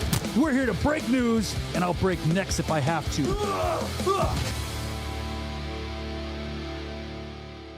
Saturday, August 9th, the world's most exciting combat sport, Bare Knuckle Fighting Championship returns with another night of electrifying action. In the co-main event, the dangerous and unbeaten Chad Lucanis throws down with Tim Tamaka. Plus, in the main event, Drew Wild Boy Stuvie fights to keep his record spotless against a man who won't make it easy, Will the Brown Bomber Santiago.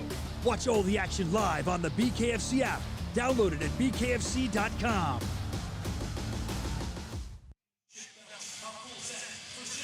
Yes, indeed, the fans are filling in. Here at Sturgis and the Buffalo Chip, we want you to be a part of the entire show. Scan the QR code right there on your screen. Get the DAZN app and get in for BKFC 79. We have already had a few bloodbaths here at the 85th Annual Sturgis Motorcycle Rally. Wow. Woo! 3 fights, 3 great knockouts. That's what you come to expect here at the BKFC, and we are delivering once again here in Sturgis for the second year in a row.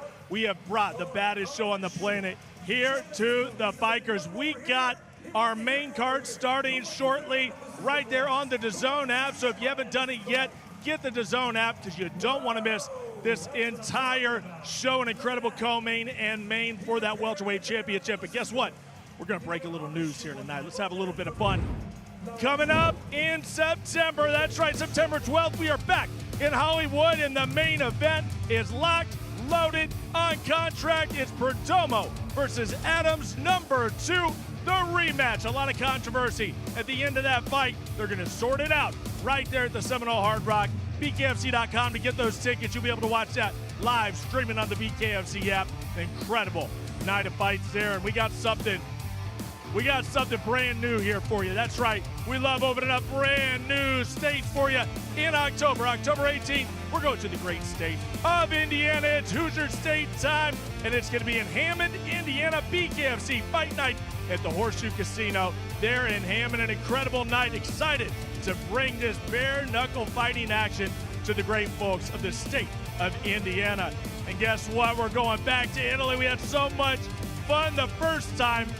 We're going to Rome. You see the Coliseum. We're not going to be in the Coliseum, but we're going to be in an incredible venue, folks. October 25th. Here is your main event for BKFC Italy on October 25th. The Cruiserweight Championship is on the line as the dominant champion Chris Camozzi defends against Alessio Sakara, who just made his first debut in the BKFC, victorious just 1 week ago in Philadelphia. Well, he's coming back. This time, he is coming for gold. Rome, Italy. Don't miss it. Ticket to BKFC.com. Let's take a look, the OnlyFans exclusive look at Shelby Boom Boom Cannon making her way earlier today into the Buffalo Chip, folks. Shelby Cannon, an undefeated prospect with so much potential, but tonight is her night to shine here in Sturgis. She's got to bring it all. That is later on tonight, and if you want to be a part of it, all you got to do is scan that QR code on screen. Get the DAZN app. You don't want to miss this. This is going to be a special night tonight. She is your BKFC featherweight champion, Jessica Borga, and our male featherweight champion, Kai Stewart, and our light heavyweight champion, Josh Dyer. 3 champs in the house tonight. A lot of special guests here at the Buffalo Chip. Nobody wants to miss out on BKFC Sturgis. Don't go anywhere, folks. We're coming up next with BKFC 79 live on DAZN. All the way live from Satellite 5, pure chaos today. It's another crazy jam-packed show. You never know what you're going to get here. Going viral across the internet, I wanted to try it at least once. So when they slap that, it makes it extra red kind of thing? With all the different things we got going on, we're going all over the world. Yeah, man, I'll beat the out of him. I think it'd be 500. Fade the flag. We're here to break news, and I'll break necks if I have to.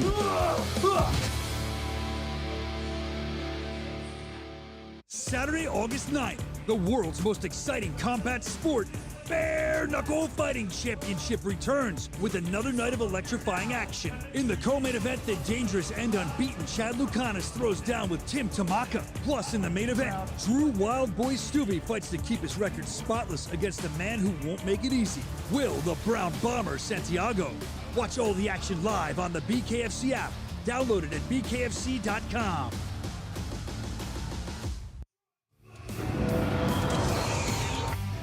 And we are here live in Sturgis at the Buffalo Chip, BKFC 79, live and on the air main card. Ready to roll, live here in the global home for boxing. This is DAZN, your next fight on the way.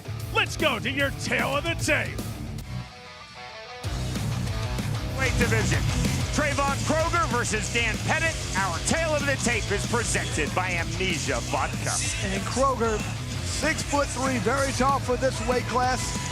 Also a 4-inch reach advantage. He wants you to let that stay long, stay outside, control the range.